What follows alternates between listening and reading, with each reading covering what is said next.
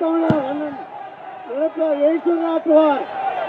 ஒரு நாள் முதல் எடப்பாடியார், ஒரு நாள் முதல் எடப்பாடியார், ஒரு நாள் முதல் எடப்பாடியார், ஒரு நாள் முதல் எடப்பாடியார், ஒரு நாள் முதல் எடப்பாடியார் புரட்சி தமிழர் அண்ணன் எடப்பாடியார் எழுச்சியாற்றுவார். இப்போது ஒரு நாள் முதல் எடப்பாடியார், ஒரு நாள் முதல் எடப்பாடியார், ஒரு நாள் முதல் எடப்பாடியார், ஒரு நாள் முதல் எடப்பாடியார், ஒரு நாள் முதல் எடப்பாடியார், ஒரு நாள் முதல் எடப்பாடியார், ஒரு நாள் முதல் எடப்பாடியார், ஒரு நாள் முதல் எடப்பாடியார், ஒரு நாள் முதல் எடப்பாடியார் புரட்சி தமிழர் எடப்பாடி எழுச்சியாற்றுவார். இப்பொழுது புரட்சி தமிழர் எடப்பாடியார் அண்ணன் எழுச்சியாற்றுவார். இப்பொழுது புரட்சி தமிழர் எடப்பாடி எழுச்சியாற்றுவார்.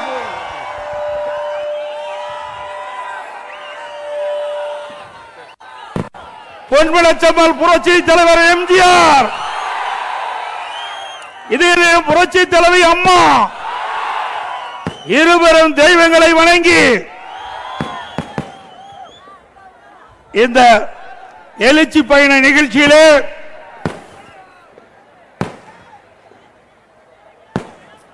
கும்மிடிப்பூண்டி தொகுதியில் இருக்கின்ற வாக்காளர் மக்கள் அத்தனை பேர் திரளாக எழுச்சியாக கடல் போல் மக்கள் வெள்ளம் இங்கே குழுமி காட்சியளிக்கிறீர்கள். அடுத்த ஆண்டு நடைபெறுகின்ற சட்டமன்ற பொதுத் தேர்தலில் அண்ணா திமுக வேட்பாளர் வெற்றி பெறுவதற்கு இங்கு இருக்கின்ற மக்களுடைய ஆரவாரம் எழுச்சியே சாட்சி. இந்த சிறப்பான நிகழ்ச்சியிலே கலந்து கொண்டு தலைமை தாங்கி நடத்திக் கொண்டிருக்கின்ற மாவட்ட கழக செயலாளர் முன்னாள் எம்எல்ஏ அறிவுச்சாளர் திரு பி பலராமன் அவர்களே, இந்த நிகழ்ச்சியிலே கலந்து கொண்டு சிறப்பாக இந்த நிகழ்ச்சி ஏற்படுவதற்கு உறுதுணையாக இருந்த மாவட்ட அம்மா பேரவை செயலாளர் முன்னாள் எம்எல்ஏ சகோதரி கே எஸ் விஜயகுமார் அவர்களே, நிகழ்ச்சியிலே கலந்து கொண்டு சிறப்பித்துக் கொண்டிருக்கின்ற முன்னாள் அமைச்சர் அறிவிச்சார் பி வி ரமணா அவர்களே, முன்னாள் அமைச்சர் திரு மாதவர மூர்த்தி அவர்களே, முன்னாள் அமைச்சர் ரஹீம் அவர்களே, அமைப்பாளர் திருவேற்காடு சீனிவாசன் அவர்களே, நிகழ்ச்சியில் பங்கு பெற்றிருக்கின்ற சகோதரர் பொன்ராஜ் முன்னாள் எம்எல்ஏ அவர்களே, மரியாதைக்குரிய சகோதரர் பி வினோத்குமார் அவர்களே, திரு பஞ்சட்டி கே நடராஜன் அவர்களே, திரு ஜே சுரேஷ் அவர்களே, திருமதி சியாமலா தன்ராஜ் அவர்களே, திரு பி வெங்கட்ரமன் அவர்களே, திரு ஆர் அபிராமன் அவர்களே, ஒன்றிய கழக செயலாளர் திரு டி சி மகேந்திரன் அவர்களே, திரு எம் ஸ்ரீதர் அவர்களே, திரு ஜே ரமேஷ்குமார் அவர்களே, திரு பி எம் பிரசாத் அவர்களே, திரு வி பி வேதகிரி அவர்களே, திரு இ கே கே கோதண்டன் அவர்களே, பேரு கழக செயலாளர்கள் திரு எஸ் ரவி அவர்களே, திரு ஷேக் தாவூத் அவர்களே மற்றும் சார்முனியுடைய பொறுப்பாளர் திரு ஜி உமாபதி அவர்களே, திரு எஸ் ஜெயத்திரன் அவர்களே, திரு சிராஜுதீன் அவர்களே, திரு கோவி நாராயணமூர்த்தி அவர்களே, திரு ஓ எம் கிருஷ்ணன் அவர்களே,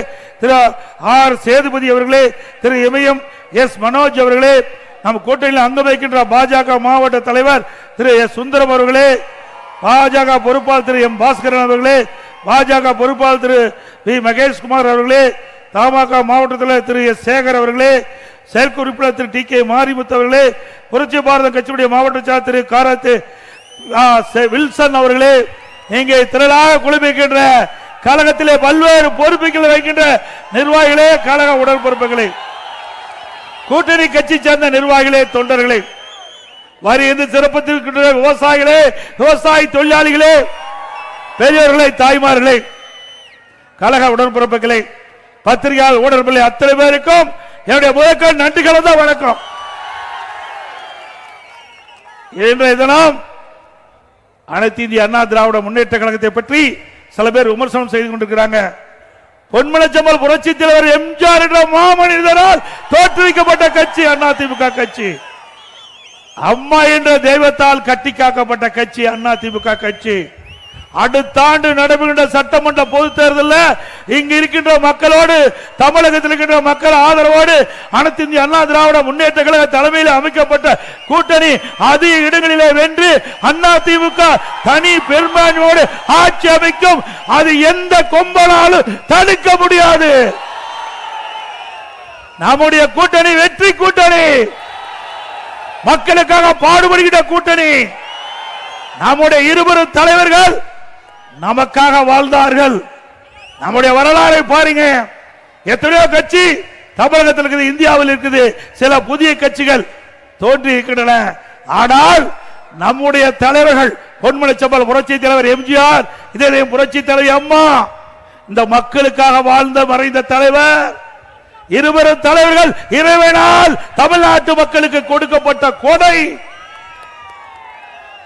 தனக்காக வாழாமல் மக்களுக்காக வாழ்ந்து மறைந்த தலைவர்கள் நம்முடைய தலைவர்கள். நம்முடைய தலைவர்களுக்கு வாரிசு கிடையாது, நாம் தான் வாரிசுகள். தமிழ்நாட்டு மக்கள் தான் வாரிசுகள்.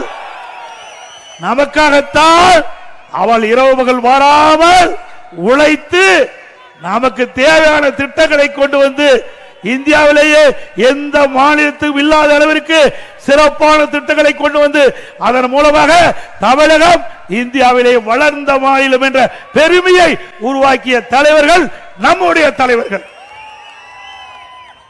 நீங்க மற்ற தலைவர்கள் பாருங்க, அவருடைய குடும்பத்தை பத்தி தான் சிந்திப்பாங்க. ஆனா நம்முடைய தலைவர்கள் மக்களை பத்தி சிந்தித்தார்கள். அப்படிப்பட்ட தலைவர்கள் உருவாக்கிய கட்சி அண்ணா திமுக கட்சி. என்ன எண்ணி பாருங்க, தமிழகத்தில் ஒரு கட்சி இருக்குது, குடும்ப கட்சி. அந்த குடும்பத்துக்கு மட்டும்தான் அந்த கட்சி தமிழகத்தில் இருந்து கொண்டிருக்கிறது. ஆட்சி அதிகாரம் எதுவா இருந்தாலும் குடும்பத்தை சேர்ந்தவர்கள் தான் வருவாங்க, மற்ற யாரும் வர முடியாது. திரு கருணாநிதி அவர்கள் இருந்தார் முதலமைச்சராக, அவர் தான் திமுக கட்சிக்கு தலைவர். அதுக்கு பிறகு மறைவுக்கு பிறகு திரு ஸ்டாலின் அவர் தான் திமுக கட்சிக்கு தலைவர். அவர் தான் அந்த கட்சியினுடைய வெற்றி பெற்ற முதலமைச்சராக இருப்பார். இப்பொழுது திரு கருணாநிதி குடும்பத்தில் இருக்கின்ற திரு ஸ்டாலினுடைய மகள் இன்றைய தினம் திரு உதயநிதி ஸ்டாலின் அவர்கள் துணை முதலமைச்சர் இருக்கிறார். ஆக குடும்பத்தை சேர்ந்தவர்கள் தான் அந்த கட்சியில கட்சிக்கும் பொறுப்புக்கு வர முடியும், ஆட்சி அதிகாரத்துக்கும் பொறுப்புக்கு வர முடியும். வேற எவரும் வர முடியாது. ஆனா அனைத்து இந்திய அண்ணா திராவிட முன்னேற்ற கழகம் ஜனநாயகம் உள்ள ஒரு இயக்கம், ஜனநாயக இயக்கம். இப்படி ஜனநாயகம் உள்ள ஒரு இயக்கத்தில் தான் சாதாரண அடிமட்ட தொண்டன் கூட எம்எல்ஏ ஆக முடியும், எம்பி ஆக முடியும், அமைச்சராக முடியும், முதலமைச்சரே ஆக முடியும். சாதாரண கிளை செயலாளர் தான் இந்த கட்சிக்கு பொதுச் செயலாளராக முடியும். வேற எந்த கட்சியிலாவது முடியுமா? இது ஒரு ஜனநாயக கட்சி. இங்கே உழைக்கின்றவர்களுக்கு மரியாதை உண்டு. உழைப்புக்கு ஏற்ற பதவி அவருடைய வீட்டு கதவை தட்டி தானாக வந்து பதவி கொடுக்கின்ற கட்சி அண்ணா திமுக கட்சி. திமுக அப்படி அல்ல, அது ஒரு குடும்ப கட்சி, வாரிசு அரசியல். அது ஒரு கார்ப்பரேட் கம்பெனி. திமுக கட்சி அல்ல, கார்ப்பரேட் கம்பெனி. அந்த குடும்பத்தில் இருக்கின்றவர்கள் தான் உச்சபட்ச பதவிக்கு வர முடியும். அதோட திருமதி கனிமொழி அவர்கள் நாடாளுமன்ற கூட்டுக்குழு 2 அவைக்கும் அவர் தான் தலைவர். டிஆர் பாலு இருந்தாங்க, அவரை எடுத்துட்டாங்க. எல்லாமே திமுக கட்சி சேர்ந்தவர்கள் தான். திமுக திரு கருணாநிதி குடும்பத்தை சேர்ந்தவர்கள் தான் பதவிக்கு வர முடியும். அப்படிப்பட்ட கட்சி தமிழகத்தில் தொடர வேண்டுமா? சொல்லுங்க. குடும்ப ஆட்சிக்கு, வாரிசு அரசியலுக்கு முற்றுப்புள்ளி வைக்கின்ற தேர்தல் 2026 தேர்தல் நிறைவேற்றி தருவீங்களா? ஆக இன்றைய தினம் இந்த கட்சி திராவிட முன்னேற்ற கழக கட்சி பொன்மனச்செம்மல் புரட்சி தலைவர் எம்ஜிஆர் இயக்கத்தை தோற்றுவிக்கின்ற பொழுது தீய சக்தி திமுக என்று குறிப்பிட்டார். அன்றிலிருந்து இன்று வரை அனைத்து இந்திய அண்ணா திராவிட முன்னேற்ற கழகம் தீய சக்தி திமுகவை வீழ்த்துவதற்கு எவ்வளவோ அவதாரம் எடுத்து வீழ்த்தி வந்த கட்சி அண்ணா திமுக கட்சி. புதுசா வர்றாங்க, ஏதோ பேசுறாங்க. அண்ணா திமுக தான் எதிரிகளை வீழ்த்தக்கூடிய பலம் வாய்ந்த கட்சி. எங்களுடைய அனைத்து இந்திய அண்ணா திராவிட முன்னேற்ற கழகம் 31 ஆண்டு காலம் தமிழகத்தில் ஆட்சி செய்த கட்சி. அந்த 31 ஆண்டு காலம் ஆட்சி செய்த காரணத்தினால்தான் தமிழகத்தில் எண்ணற்ற திட்டங்கள் கொண்டு வந்து கிராமத்திலிருந்து நகரம் வரை தமிழகம் வளர்ந்து இன்றைக்கு இந்தியாவில் ஒரு முதன்மை மாநிலமாக வருவதற்கு அடித்தளம் விட்ட கட்சி அதிமுக கட்சி, அதிமுக அரசாங்கம். அதே போல அதிமுக பொன்விழா கண்ட கட்சி, நேற்றைக்கு துவங்கிய கட்சி அல்ல, பொன்விழா கண்ட கட்சி. அப்படி அனைத்து இந்திய அண்ணா திராவிட முன்னேற்ற கழகம் இந்த நாட்டு மக்களுக்காக நன்மை செய்வதற்காக தோற்றுவிக்கப்பட்ட கட்சி. அடுத்த ஆண்டு நடைபெறுகின்ற சட்டமன்ற பொதுத் தேர்தலில் அதிமுக தலைமையில் அமைக்கப்படுகிற கூட்டணி அதிக இடங்களிலே வென்று அதிமுக தனி பெரும்பான்மையோடு ஆட்சி அமைக்க நீங்கள் அத்தனை பேரும் உறுதியாக இருக்க வேண்டும் என்று இருக்கிற கூப்பி வேண்டி கேட்டுக் கொள்கின்றேன். இன்றைக்கு ஸ்டாலின் பேசுகிறார். இன்றைக்கு இந்த 55 மாசம் இன்றைக்கு திராவிட முன்னேற்ற கழகம் ஆட்சிக்கு வந்து சுமார் 56 மாத காலம் உருண்டோடி விட்டது. 56 மாத கால ஆட்சியில விவசாயிகளுக்கு நன்மை செய்தாரா? விவசாயி தொழிலாளிக்கு நன்மை செய்தாரா? இல்ல, எல்லா துறைகளிலும் சுரண்டுதான் பார்த்தார்கள். 8 கோடி மக்களை சுரண்டி இன்றைக்கு ஒரு குடும்பம் செல்வ செழிப்பிலே இருந்து கொண்டிருக்கிறது. அதுக்கு முடிவு கட்டுகின்ற தேர்தல் 2026 ஆண்டு சட்டமன்ற தேர்தல். இன்றைக்கு எப்பொழுது பார்த்தாலும் ஸ்டாலின் பேசுறார். திரு ஸ்டாலின் அவர்களே, நீங்க சேலஞ்ச் பண்றீங்க.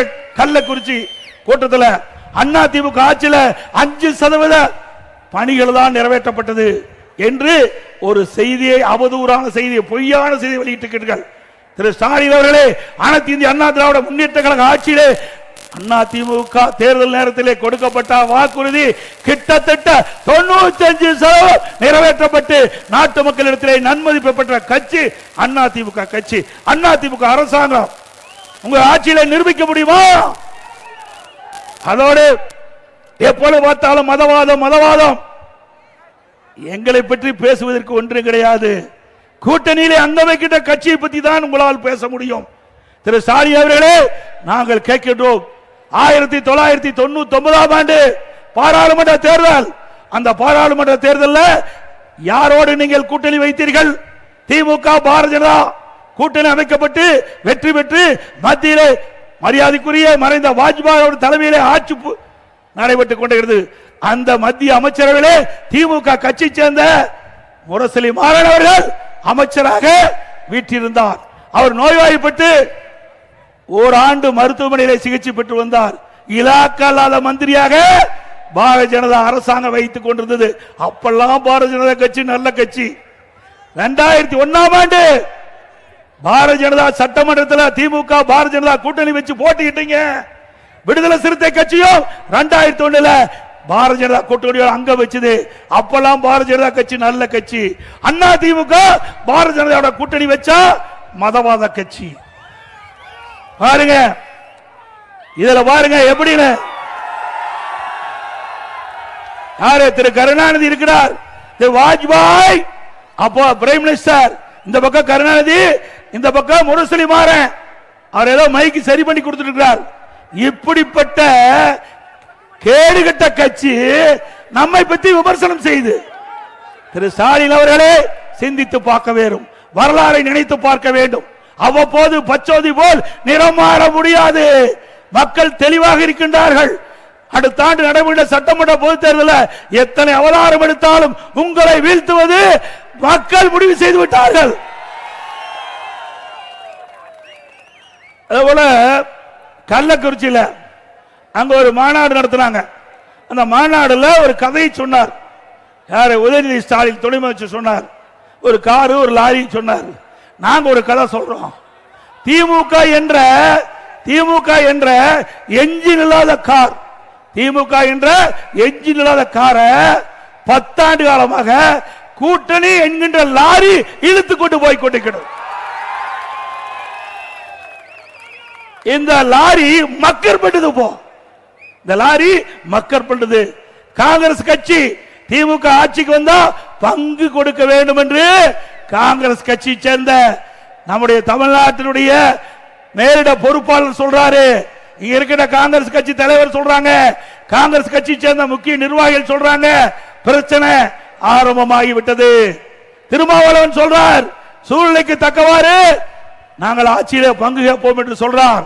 திரு கம்யூனிஸ்ட் கட்சியை சேர்ந்த திரு சண்முகம் அவர்கள் சொல்லுகிறார் ஒரு பேட்டியில, திமுக கொடுக்கப்பட்ட வாக்குறுதி நிறைவேற்றல, அரசு ஊழியர் கொடுக்கப்பட்ட வாக்குறுதி நிறைவேற்றல, செவிலியர் கொடுக்கப்பட்ட வாக்குறுதி நிறைவேற்றல, விவசாயிகள் கொடுக்கப்பட்ட வாக்குறுதி நிறைவேற்றல, போக்குவரத்து தொழிலாளர் கொடுக்கப்பட்ட வாக்குறுதி நிறைவேற்றல, இடைநிலை ஆசிரியர் கொடுக்கப்பட்ட வாக்குறுதி நிறைவேற்றல, தூய்மை பணியாளர் கொடுக்கப்பட்ட வாக்குறுதி நிறைவேற்றல அப்படின்னு அவர் அந்த பேட்டியில சொல்லி, இன்றைக்கு இருக்கிற அமைச்சர்கள்லாம் 95% வாக்குறுதி நிறைவேற்றப்பட்டதாகவும் சில பேர் 99% நிறைவேற்றப்பட்டதாகவும் சொல்லிக் கொண்டிருக்கிறார் என்று நாம் சொல்லல.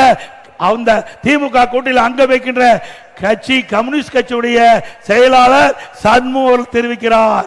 ஆக கூட்டணியிலே புகைச்சல் கிளம்பி விட்டது, கூட்டணியே புகைச்சல் கிளம்பி விட்டது. திமுக கூட்டணி என்ற லாரி மக்கள் செய்து கொண்டிருக்கின்றது. இந்த கூட்டணி நிலைக்குமா என்ற சந்தேகம் மக்களிடத்திலே எழும்பி விட்டது.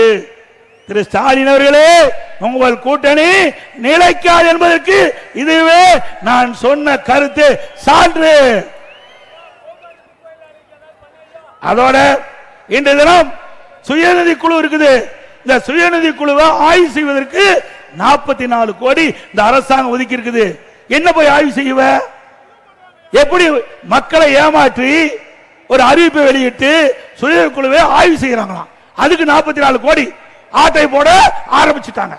திமுக ஆட்சி வராதுன்னு முடிவு கட்டிட்டாங்க, மக்களுடைய செல்வாக்கு இழந்துட்டாங்க. அதனால எந்தெந்த துறையில எப்படி எல்லாம் கொள்ளையடிக்க வேண்டும் என்ற அடிப்படையில் இன்றைய தினம் 44 கோடி சுயநிதி குழு ஆய்வு செய்வதற்காக 44 கோடி ஒதுக்கி இருக்கிறாங்க. அண்ணா திமுக ஆட்சிக்கு பிறகு இதை விசாரிக்கப்பட்டு சட்டப்பூர்வமான நடவடிக்கை எடுக்கப்படும். அது மட்டுமல்ல, இன்றைக்கு 100 நாள் வேலை திட்டம், 100 நாள் வேலை திட்டம் இங்க இருக்கின்ற கிராமப்புறத்தில் இருக்கின்ற மக்களுக்கு வேலை வாய்ப்பு கிடைக்கக்கூடிய அற்புதமான திட்டம்.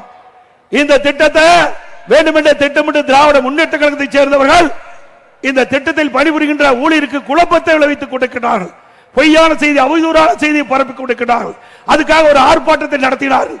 இன்றைக்கு மக்கள் சிந்திக்க வேண்டும். 100 நாள் வேலை திட்டத்தில் பணிபுரிகின்ற பெண் ஊழியர்கள் சிந்திக்க வேண்டும். அனைத்து இந்திய அண்ணா திராவிட முன்னேற்ற கழகம் ஆளுங்கட்சி இல்ல, எதிர்கட்சியா இருக்குது. இப்படி பிரதான எதிர்கட்சியாக இருந்தாலும் அந்த 100 நாள் வேலை திட்டத்தில் பணிபுரிகின்ற ஊழியர்கள் அந்த நாட்களுடைய எண்ணிக்கை உயர்த்தப்பட வேண்டும் என்று தொடர்ந்து கோரிக்கை வைத்துக்கின்றார்கள். அந்த கோரிக்கையை ஏற்று நாங்கள் மத்தியிலே பாரத பிரதமரை சந்திக்கின்ற பொழுதும் சரி, மத்திய அமைச்சரை சந்திக்கின்ற பொழுதும் சரி, தொடர்ந்து மத்திய அரசுக்கு அழுத்தம் கொடுத்த வந்த காரணத்தினாலே இன்றைக்கு மத்திய அரசாங்கம் 100 நாள் வேலை திட்டத்தை 125 நாட்களாக உயர்த்தி அறிவிச்சிருக்குது. அதே போல 100 நாள் வேலை திட்டத்தில் பணிபுரிகின்ற ஊழியருக்கு சம்பளம் உயர்த்த வேண்டும் என்று கோரிக்கை வச்சோம், அதுவும் உயர்த்தி இருக்கிறாங்க. அது பொறுத்துக் கொள்ள முடியல ஸ்டாலினால. ஆக ஸ்டாலின் தேர்தல் நேரத்தில் கொடுக்கப்பட்ட வாக்குறுதி 100 நாள் வேலை திட்டத்தில் பணிபுரிகின்ற ஊழியர்கள் 150 நாளா உயர்த்தப்படும் சொன்னாங்க, உயர்த்தப்படல. சம்பளம் உயர்த்தினாங்க, உயர்த்தல. ஆனா இன்னைக்கு வேறு வழி இல்ல. மத்திய அரசாங்கம் அண்ணா திமுக வைத்த கோரிக்கையை மத்திய அரசாங்கம் ஏற்று இன்றைக்கு 100 நாள் வேலை திட்டத்தை 125 நாட்களாக உயர்த்தப்பட்டு விட்டது. அதனால எரிச்சல் அடைந்து அடுத்த ஆண்டு நடக்கின்ற சட்டமன்ற தேர்தலிலே நமக்கு ஏதாவது பாதிப்பு ஏற்பட்டு விடுமா என்று எண்ணி ஒரு ஆர்ப்பாட்டத்தை அறிவித்து அந்த ஆர்ப்பாட்டத்தில் பேசுறாங்க, இந்த 100 நாள் வேலை திட்டத்தை ரத்து செய்து விடுவார்கள் என்று ஒரு பொய்யான அவதூறான செய்தியை இன்றைக்கு பரப்பி வருகிறார்கள்.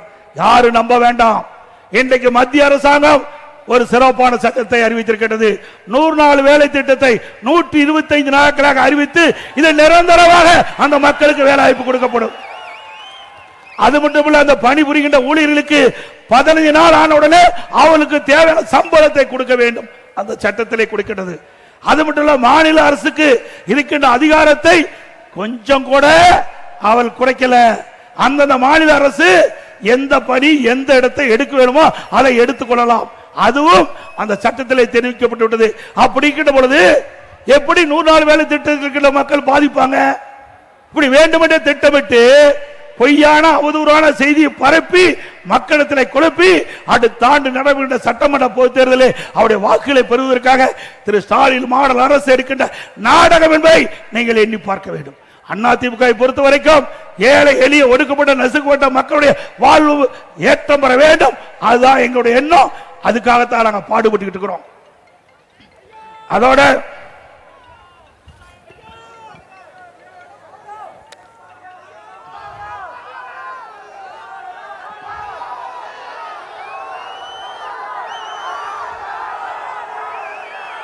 இன்றைய தினம் பல போராட்டங்கள் தமிழகம் போராட்ட களமாக மாறிவிட்டது. ஸ்டாலின் அவர்களே, உங்களுடைய ஆட்சிக்கு சாவு மணி அடிக்க காலம் நெருங்கிவிட்டது. இன்றைய விவசாயிகள் போராட்டம், விவசாயிகள் உற்பத்தி செய்யப்பட்ட நெல் டெல்டா மாவட்டத்திலும் சரி நம்முடைய பகுதியிலும் சரி உரிய நேரத்தில் அந்த நேரடி நெல் கொள்முதல் நிலையத்தில் கொள்முதல் செய்யல, விவசாயிகள் பாதிக்கப்படுறாங்க. மழை வெள்ளம் இயற்கை பீற்றத்தால் நெற்பயிர்கள் சேதமடைகிறது. சேதமடைந்த பயிர்களை நேரடியாக அதை போய் பார்த்து சேதமடைந்த விவசாயிகளுக்கு நிவாரணம் அளிக்கவில்லை. விவசாயிகள் இன்றைக்கு கொந்தளிப்போடு இருக்கிறார்கள். இந்த அரசு விவசாயியுடைய விரோதி அரசாக இருக்கின்றது. அது மட்டுமல்ல, தேர்தல் நேரத்தில் குறிப்பிட்டார்கள், திமுக ஆட்சிக்கு வந்தா நெல் குவிண்டாலுக்கு 2500 ரூபாய் கொடுக்கணும், இதுவரைக்கும் கொடுக்கல சொல்லிட்டு இருக்காங்க. கொடுத்தா தான் நிஜம். சர்க்கரைனா இனிக்காது, வாயில போட்டா தான் இனிக்கும். அது மாதிரி கரும்புக்கு 1 டன் மெட்ரிக் டன் கரும்புக்கு ஆதார விலை 4000 ரூபாய் கொடுக்கறாங்க, இதுவரை கொடுக்கல. இப்படி விவசாயிகளை ஏமாற்றி விவசாயிகளுடைய வாக்குகளை பெற்று ஆட்சிக்கு வந்த பிறகு நிறைவேற்றாத கொடுக்கப்பட்ட வாக்குறுதியை நிறைவேற்றாத அரசாங்கம் திமுக அரசாங்கம். அதோட இன்றைய தினம் பார்த்தீங்களா, அண்ணா திமுக ஆட்சி கிட்ட பொழுது தேர்தல் நேரத்தில் அம்மா கொடுத்தாங்க வாக்குறுதி. 2016ஆம் ஆண்டு அண்ணா திமுக ஆட்சிக்கு வந்த விவசாயிகள் தொடக்க வேளாண் கூட்டுறவு சங்கத்தில் வாங்கிய பயிர்க்கடன் தள்ளுபடி என்று தள்ளுபடி செய்தார்கள். அதே நேரத்தில் அம்மாவுடைய அரசு, அம்மா மறைவுக்கு பிறகு அம்மாவுடைய அரசு, நான் முதலமைச்சர் இருந்த காலகட்டத்தில் இயற்கை சீற்றம் கஜா புயல் டெல்டா மாவட்டத்தில் புரட்டி போட்டு விட்டது. விவசாயிகள் பயிரிட்டுகள் எல்லாம் சேதம், விவசாயிகள் வாழ முடியாத ஒரு சூழ்நிலை. அதுக்கு பிறகு கொரோனா, விவசாயிகள் உற்பத்தி செய்யப்பட்ட அந்த விளைபொருட்களை முறையாக விற்பனை செய்ய முடியல, விவசாயிகள் பாதிக்கப்பட்டுட்டாங்க. விவசாய சங்கத்தை சேர்ந்தவர்கள், எங்களுடைய அமைச்சர் பெருமக்கள், சட்டமன்ற உறுப்பினர்கள் என்னிடத்தில் சந்தித்து கோரிக்கை வைத்தார்கள். விவசாயிகள் தொடக்க வேளாண் கூட்டுறவு சங்கத்தில் வாங்கிய பயிர்க்கடன் தள்ளுபடி செய்ய வேண்டும் என்ற கோரிக்கை. அதை ஏற்று 12100 கோடி கடன் தள்ளுபடி செஞ்ச விவசாயி தள்ளுபடி செய்யப்பட்ட அவளுக்கு கொடுக்கப்பட்ட சான்றிதழ் வாயில சொல்லல, உங்களுடைய கடன் தள்ளுபடி செய்யப்பட்டது என்று அந்த விவசாயிகளுக்கு சான்றிதழ் கொடுத்திருக்கும் ஸ்டாலின் அவர்களே. விவசாயிகளுக்கு 24 மணி நேரம் விவசாயிகளுடைய பம்பு செட் இயங்குவதற்கு மும்முனை மின்சாரம் கொடுத்தோம். மும்முனை மின்சாரம் கொடுத்த அரசாங்கம் அண்ணா திமுக அரசு. அது மட்டுமல்ல, விவசாயிகளுக்கு நீர் முக்கியம். உடம்புக்கு உயிர் எப்படியோ அதுபோல விவசாயத்திற்கு நீர் முக்கியம். அந்த நீரை முறையாக சேமித்து விவசாயிகளுக்கு கொடுக்க வேண்டும் என்ற அடிப்படையில் குடிமராமத்து திட்டத்தை கொண்டாந்தோம். ஏரி குளம் குட்டை எல்லாம் தூர்வாரப்பட்டது. பருவ காலத்தில் பெய்கின்ற மழை நீர் முழுவதும் சேமித்து நம்முடைய கோடை காலத்திலே நிலத்தடி நீரை உயர்த்தி விவசாயத்திற்கு தேவையான நீர், குடிப்பதற்கு தேவையான நீரை கொடுத்த அரசாங்கம் அண்ணா திமுக அரசாங்கம். பொதுப்பணித்துறையின் கீழ் 14000 ஏரி இருக்குது. பொதுப்பணித்துறையின் கீழ் 14000 ஏரிகள் இருக்கின்றன. 14000 ஏரியில் சுமார் 8000 ஏரிகள் தூர்வாரப்பட்டது. அதற்காக சுமார் 1240 கோடி நிதி ஒதுக்கீடு செய்யப்பட்டது. ஊராட்சி ஒன்றியத்தின் மூலமாக சுமார் 26000 ஏரிகள் இருக்கின்றன. அந்த 26000 ஏரிகளும் தூர்வாரப்பட்டது. அதனால் அனைத்து இந்திய அண்ணா திராவிட முன்னேற்ற கழக ஆட்சியில் நீர்நிலைகள் உயர்ந்து மக்களுக்கு தேவையான நீரை வழங்கிய அரசாங்கம் அண்ணா திமுக அரசாங்கம்.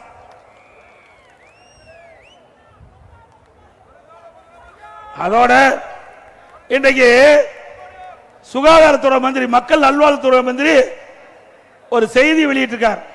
தமிழ்நாட்டில் கஞ்சா எதுவுமே இல்லையா, தமிழ்நாட்டில் கஞ்சா எதுவுமே இல்லையா, பச்சை பொய், முழு பூசணிக்காய சோற்றுல மறைக்கிறார். மக்கள் நல்வாழ்வுத்துறை அமைச்சர் அவர்களே, உங்களுக்கு தெரிஞ்சு பேசுறீங்களோ தெரியாத பேசுறீங்களோ எங்களுக்கு தெரியல. மக்களுக்கு ஒன்னும் தெரியாது நினைக்கிறீங்க. இங்க இருக்கின்ற இளைஞர்கள் அத்தனை பேருக்கு தெரியும். இன்னைக்கு விஞ்ஞான உலகம் நாம் பேச பேச லைவ்ல போயிட்டு இருக்குது.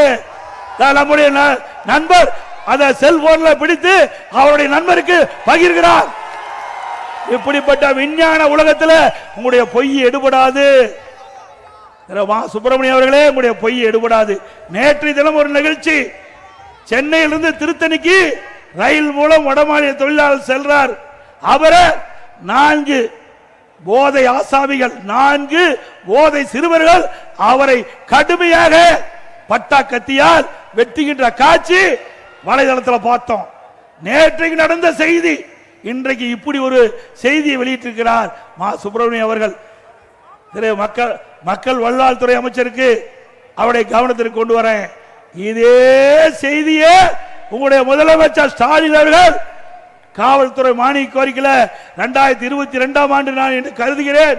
உங்களுடைய கொள்கை விளக்க குறிப்பில் பக்க 20 முதல் பேராளர் சொல்றீங்க, தமிழகத்தில் பள்ளிக்கு அருகில கல்லூரிக்கு அருகில சுமார் 2348 கஞ்சா விற்பவர்களை கண்டுபிடிக்கப்பட்டது. கைது செய்யவங்க 148 பேர். மற்றவங்க எங்க? எல்லாம் திமுக காரங்க. இப்படி எங்க போய் கஞ்சா விற்பனை தடுக்க முடியும்? நான் கேள்வி கேட்டேன். இந்த கொள்கை விளக்க குறிப்பு முதலமைச்சர் தானே தாக்கல் பண்ணீங்க? ஆமானாரு. இப்ப இதில் இருக்கிறதெல்லாம் உங்களுடைய செய்தி தானே? அது ஆமானாரு. நான் கேட்ட கேள்வி, நான் கேட்கிறேன், இந்த கேள்விக்கு பதில் சொல்லணும். நான் ஏற்கனவே சொன்ன மாதிரி கேள்வி கேட்டேன், பதிலே இல்லை. அதுக்கு பிறகு ஒரு டிஜிபி வந்தார், திரு சைலேந்திர பாபு டிஜிபி வந்தார். அவர் ஒரு அறிக்கை விட்டார், இந்த கஞ்சாவை ஒழிப்பதற்கு 2.0 3.0 4.0 ஓ போட்டா ரிட்டர் ஆகி போயிட்டார். உண்மைதானே? ஆக இப்படி கஞ்சாவை ஒழிக்கிறேன் கஞ்சாவை ஒழிக்கிறேன் என்று தினந்தோறும் பல கிலோ உள்ள கஞ்சாவை இன்றைக்கு காவல்துறை கண்டுபிடித்துக் கொண்டிருக்கிறது. அதை தடுக்க திறமையற்ற இன்றைக்கு தெம்பில்லாத ஒரு முதலமைச்சர் இன்றைய முதலமைச்சர் ஸ்டாலின். உங்களால கட்டுப்படுத்த முடியுதா? இந்த கஞ்சா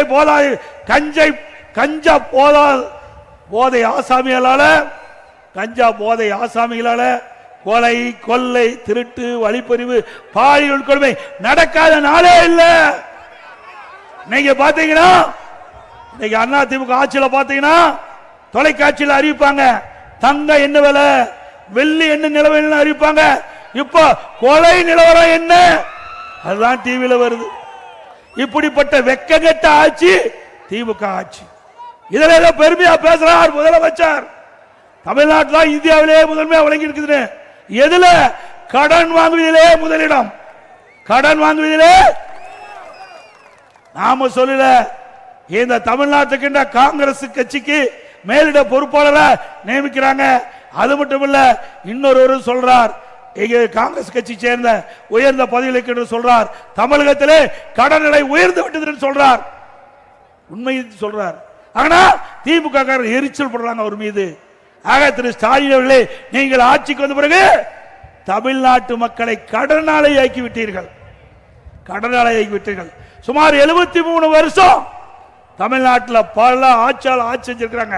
முதல்ல காங்கிரஸ், திமுக, அண்ணா திமுக, திமுக, அண்ணா திமுக, அண்ணா திமுக, திமுக மாறி மாறி 73 ஆண்டு காலம் 2021 வரை ஆட்சி செய்தல கிட்டத்தட்ட 5,18,000 கோடி தமிழ்நாட்டுடைய கடன். இன்றைய தினம் 5 ஆண்டுல திமுக ஆட்சி நிறைவேற்ற பொழுது 5,5 லட்சம் கோடி கடன் ஆக போகுது. 5 ஆண்டுல 5 லட்சம் கோடி. எல்லாம் கடன்காரன் ஆகிட்டாங்க. ஏதோ நீங்க வர்றீங்க, நான் பேசுறேன், வேடிக்கை பார்க்காதீங்க. கடனை நீங்க தான் கட்ட வேணும். தமிழ்நாட்டு மக்கள் தான் கடனை கட்ட வேணும். எப்படி கடனை கட்ட வேணும்? வரி போட்டு கடனை கட்டுவோம். வரி போடுவாங்க. அந்த வரி நம்ம தலைமையில் தான் வந்து விழுவோம். நம்ம தலையில் தான் வந்து விழுவோம். ஆக திமுக அரசாங்கம் எப்பொழுது ஏற்பட்டதோ அப்பொழுது இந்த கடன் சுமை மக்கள் தலையிலே வந்து விடுந்து விட்டது என்பதை எண்ணி பார்க்க வேண்டும். திராவிட முன்னேற்ற கழக தேர்தல் அறிக்கை சுமார் 525 அறிவிப்புகள் வெளியிட்டாங்க.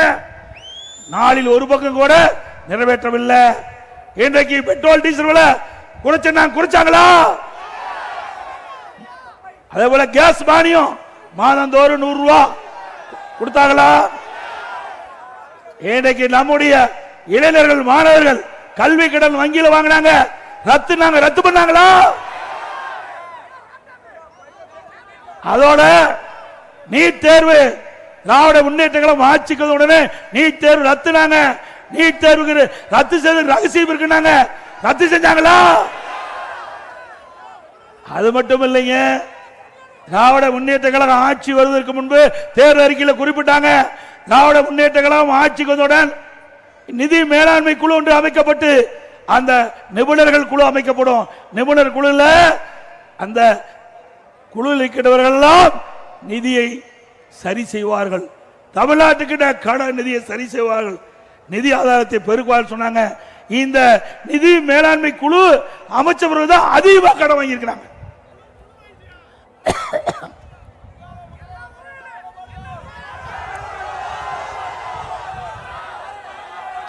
அதே போல இன்றைக்கு சட்ட ஒழுங்கு சந்தி சிரிக்குது. ஏன்னா நமக்கெல்லாம் பாதுகாப்பு காவல்துறை தான். எப்படி பயிருக்கு கிராம நிறைந்த பகுதி, பயிரை பாதுகாக்க வேண்டும்னா வேலி அமைப்போம், அதுபோல மக்களுக்கு வேலையாக இருப்பது காவல்துறை. ஆனா இன்றைக்கு அந்த காவல்துறைக்கு பெரிய சோதனை வந்துடுது. இன்னைக்கு சட்ட ஒழுங்கு டிஜிபி இன்னும் நிரந்தர டிஜிபி நியமிக்க முடியல. இன்னைக்கு ஒரு சட்ட ஒழுங்கு டிஜிபி ஓய்வு பெறுவதற்கு 3 மாதத்துக்கு முன்பாகவே தகுதியான டிஜிபி பட்டியல மத்திய யூபிஎஸ்சிக்கு அனுப்ப வேணும். அந்த யூபிஎஸ்ல ஒரு குழு போடுவாங்க, அதுல மாநிலத்திற்கு தலைமைச் செயலாளர், உள்துறை செயலாளர், யூபிஎஸ் இருக்கிற அதிகாரிகள் ஒன்றாக இணைந்து ஒரு 3 பேர் கொண்ட பட்டியல மாநில அரசுக்கு அனுப்புவாங்க.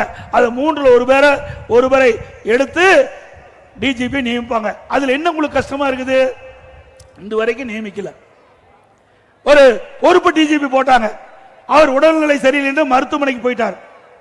அந்த பொறுப்பு டிஜிபிக்கு இன்னொரு பொறுப்பு டிஜிபி நியமிக்கிறாங்க, பொறுப்பற்ற முதலமைச்சர் ஸ்டாலின் அவர். எப்படி கேவலர்! ஒரு நிரந்தர சட்ட ஒழுங்கு நிரந்தர டிஜிபி போட்டா தான் இந்த சட்ட ஒழுங்கை பாதுகாக்க முடியும், இந்த போதைப்பொருள் நடமாட்டத்தை தடுக்க முடியும். இதற்கெல்லாம் இந்த அரசு கவனம் செலுத்தல. திமுகவுக்கு ஏவல் செய்கின்ற ஒருவரை வேண்டும் என்று கருதிதான் இதை தள்ளி போட்டுக்கிட்டே போறாங்க. அதோட அண்ணா திமுக ஆட்சி இருக்கின்ற பொழுது பல்வேறு திட்டங்களை கொண்டாந்தோம். இன்றைக்கு மாணவர்களுக்கு அறிவுபூர்வமான கல்வி, விஞ்ஞான கல்வி கிடைக்க வேண்டும் என்பதற்காக நம்முடைய +1 +2 மாணவர்களுக்கு லேப்டாப் கொடுத்தோம், மடிக்கணினி கொடுத்தோம். திமுக ஆட்சி வந்து நிறுத்திட்டாங்க. திமுக ஆட்சி வந்து நிறுத்திட்டாங்க. அண்ணா திமுக தொடர்ந்து 4 ஆண்டு காலமாக அண்ணா திமுக ஆட்சியிலே கொண்டு வரப்பட்ட திட்டம் அறிவுபூர்வமான கல்வி, விஞ்ஞான கல்வி அரசு பள்ளி படிக்கிற மாணவர்களுக்கு கிடைக்க வேண்டும். அதற்காக நாங்கள் கொண்டு வந்த திட்டத்தை அரசியல் கால் பிடிச்சோடு நிறுத்த வேண்டாம், தாருங்கள் என்று தொடர்ந்து வலியுறுத்தினோம். காதில் செவி சாய்க்கவில்லை. இன்றைய தினம் அறிவிச்சிருக்கிறாங்க, மக்களுடைய செல்வாக்கு எழுந்துட்டாங்க, இளைஞருடைய செல்வாக்கு எழுந்துட்டாங்க, மாணவருடைய செல்வாக்கு எழுந்துட்டாங்க. கல்லூரியில் படிக்கின்ற மாணவர்களுக்கு 20 லட்சம் பேருக்கு கொடுப்போம்னு சொன்னாங்க, இன்னும் கொடுக்கல. கொடுத்தா தான் நிஜம். என்ன ஓட்டு போட தகுதியானவர்கள் அந்த கல்லூரியில் படிக்கின்ற மாணவர்கள், அதை வைத்து கொடுக்குறீங்க. சரி கொடுங்க, நாங்கள் வரவேற்கிறோம். ஆனா எப்ப கொடுத்திருக்கணும்? கல்லூரி துவங்கின்றதுக்கு போதே கொடுத்திருக்கணும். கல்லூரி ஆரம்பிக்கின்ற பொழுது அந்த கல்லூரி மாணவர்களுக்கு லேப்டாப் கொடுத்திருந்தா பரவாயில்ல, அது பயனுள்ளதா இருக்கும். 3 ஆண்டு நிறைவு பெற்று வீட்டுக்கு போகும்போது அந்த லேப்டாப் கொடுத்தா அந்த மாணவனுக்கு எப்படி அது பயன்படும்? ஆக வேண்டுமென்று திட்டமிட்டு மக்களுடைய நலன் சார்ந்து கொடுக்கல. இந்த லேப்டாப் கொடுப்பதால மாணவனுக்கு அறிவுபூர்வமான கல்வி கிடைக்கும் நினைச்சு கொடுக்கல. அடுத்த ஆண்டு நடைபெறுகின்ற சட்டமன்ற பொது தேர்தலில் இந்த மாணவருடைய ஓட்டு தேவை, அதற்காக கொடுத்திருக்கிறார். இதுதான் உண்மை. அண்ணா திமுக ஆட்சி வந்தவுடனே தாலிக்கு தங்கம் நிறுத்தப்பட்ட, தாலிக்கு தங்கம் கொடுக்கப்படும். திருமண உதவி திட்டம் உதவி கொடுக்கப்படும். இந்த திட்டத்தில் இடம்பெறுகின்ற மணப்பெண்ணுக்கு பட்டு சேலை வழங்கப்படும், மணமகனுக்கு பட்டு வேஷ்டி வழங்கப்படும். ஒவ்வொரு தீபாவளி என்றும் நம்முடைய தாய்மார்கள் சகோதரிகளுக்கு தரமான சேவை வழங்கப்படும். அண்ணா திமுக ஆட்சியில 3 லட்சம் நம்முடைய சகோதரிகளுக்கு பெண்களுக்கு 3 லட்சம் பெண்களுக்கு வேலைக்கு செல்கின்ற பெண்களுக்கு உரித்த நேரத்தில் வேலைக்கு போகணும், பணி முடிஞ்சு வீடு திரும்பணும். அதற்காக அம்மா இருசக்கர வாகனம் கொடுத்தோம், அதையும் நிறுத்திட்டாங்க. மீண்டும் அதிமுக ஆட்சி பண்ண உடனே 5 லட்சம் மகளிருக்கு அம்மா இருசக்கர வாகனம் மானியத்தில் கொடுக்கப்படும். ஒவ்வொரு அம்மா இருசக்கர வாகனத்துக்கு 25,000 ரூபாய் மானியம் வழங்கப்படும். அதோட அதிமுக ஆட்சியில் நிறுத்தப்பட்ட திட்டங்கள் பல அத்தனையும் அதிமுக ஆட்சியில் நிறைவேற்றப்படும்.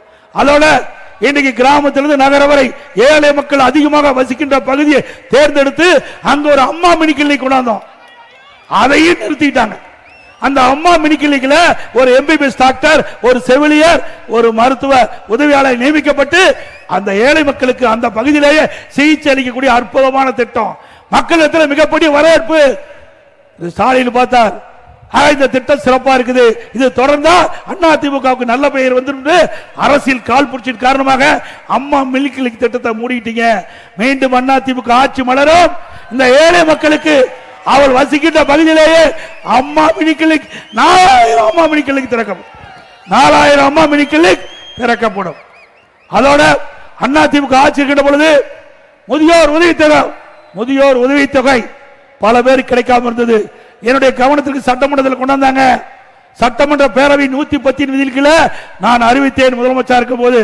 இப்படி உழைக்கும் திறனற்ற தகுதியான முதியோர்களுக்கு 5 லட்சம் பேருக்கு முதியோர் உதவித்தொகை வழங்கப்படும் என்று அறிவிப்பை கொடுத்து சுமார் 4 லட்சம் பேருக்கு முதியோர் உதவி கொடுத்தோம்.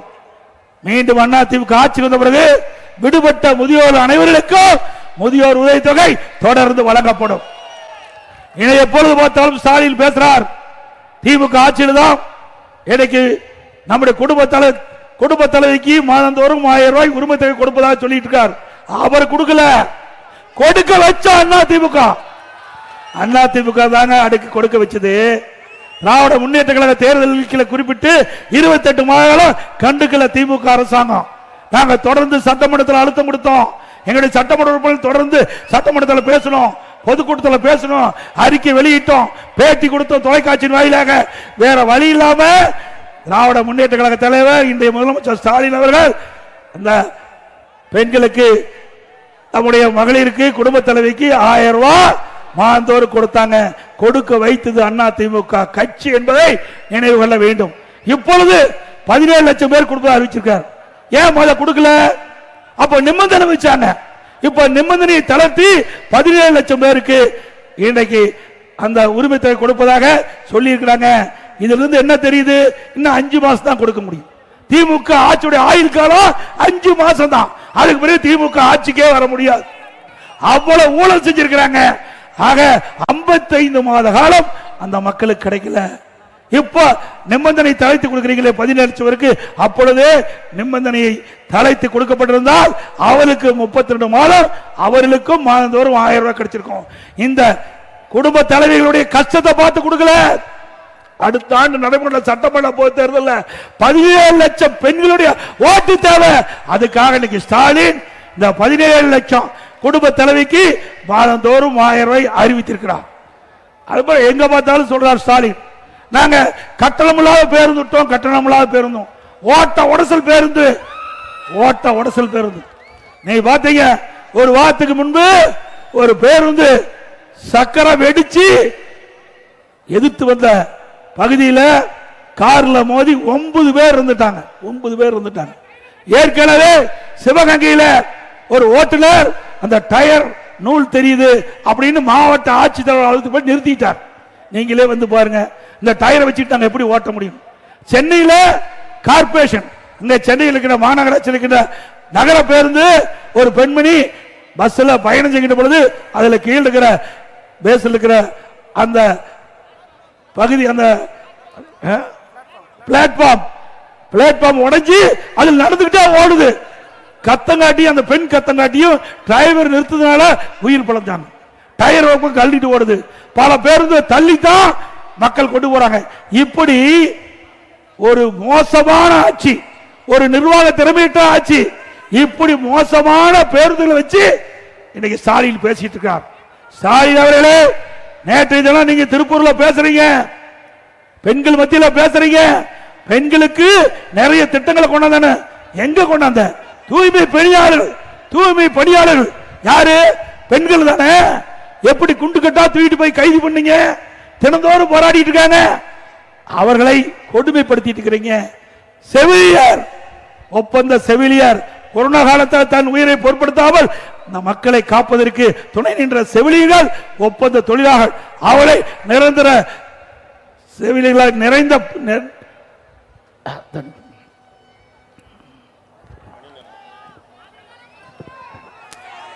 பணி நிரந்தரம் செய்ய வேண்டும் என்று கோரிக்கை வைக்கிறாங்க. ஏன் செய்ய முடியல? இது அதிமுக ஆட்சியில் இந்த ஒப்பந்த செவிலியர்கள் நியமித்தது அதிமுக ஆட்சியில், அதனால அவர்கள் போடல. மீண்டும் அதிமுக ஆட்சி வந்தவுடன் இந்த ஒப்பந்த செவிலியர்கள் நிரந்தர பணியாளர்களாக நியமிக்கப்படுவார்கள். அதோட நீங்க பாத்தீங்கன்னா நாட்டில் எதோ திருடுவாங்க, பணத்தை திருடுவாங்க, தங்கத்தை திருடுவாங்க. இப்ப உடல்ல இருக்கிற உறுப்பை திருடுறாங்க.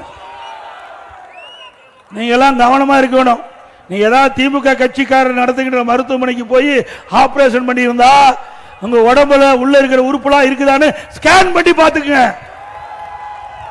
ஏன்னா உள்ள இருக்குது நமக்கு இன்னும் தெரியாத, டாக்டர் நம்பி தானே போறோம்.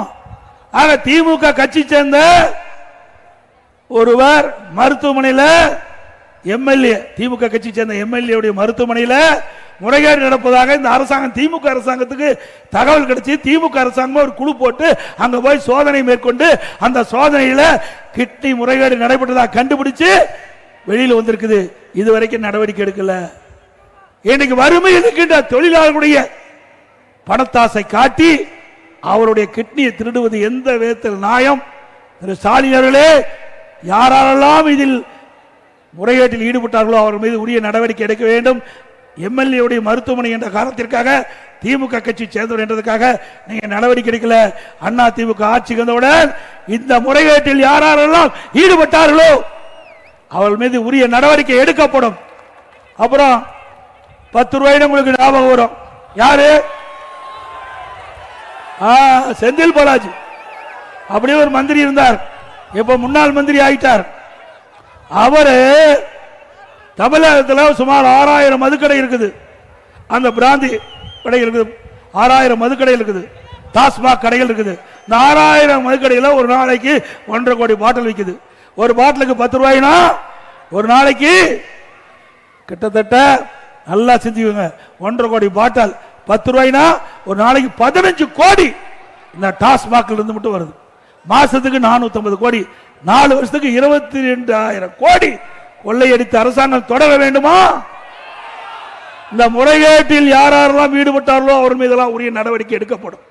அதோட மதுரையில பாத்தீங்கன்னா வரி வசூல் பண்றாங்க. மதுரையில அந்த கார்பரேஷன்ல வரி வசூல் பண்றாங்க. அதுல 200 கோடி ஊழல், 200 கோடி அந்த வரி வருவாயில ஊழல். அந்த ஈடுபட்டவர்கள்லாம் இன்றைக்கு கைது பண்ணி சிறையில் இருக்கிறாங்க.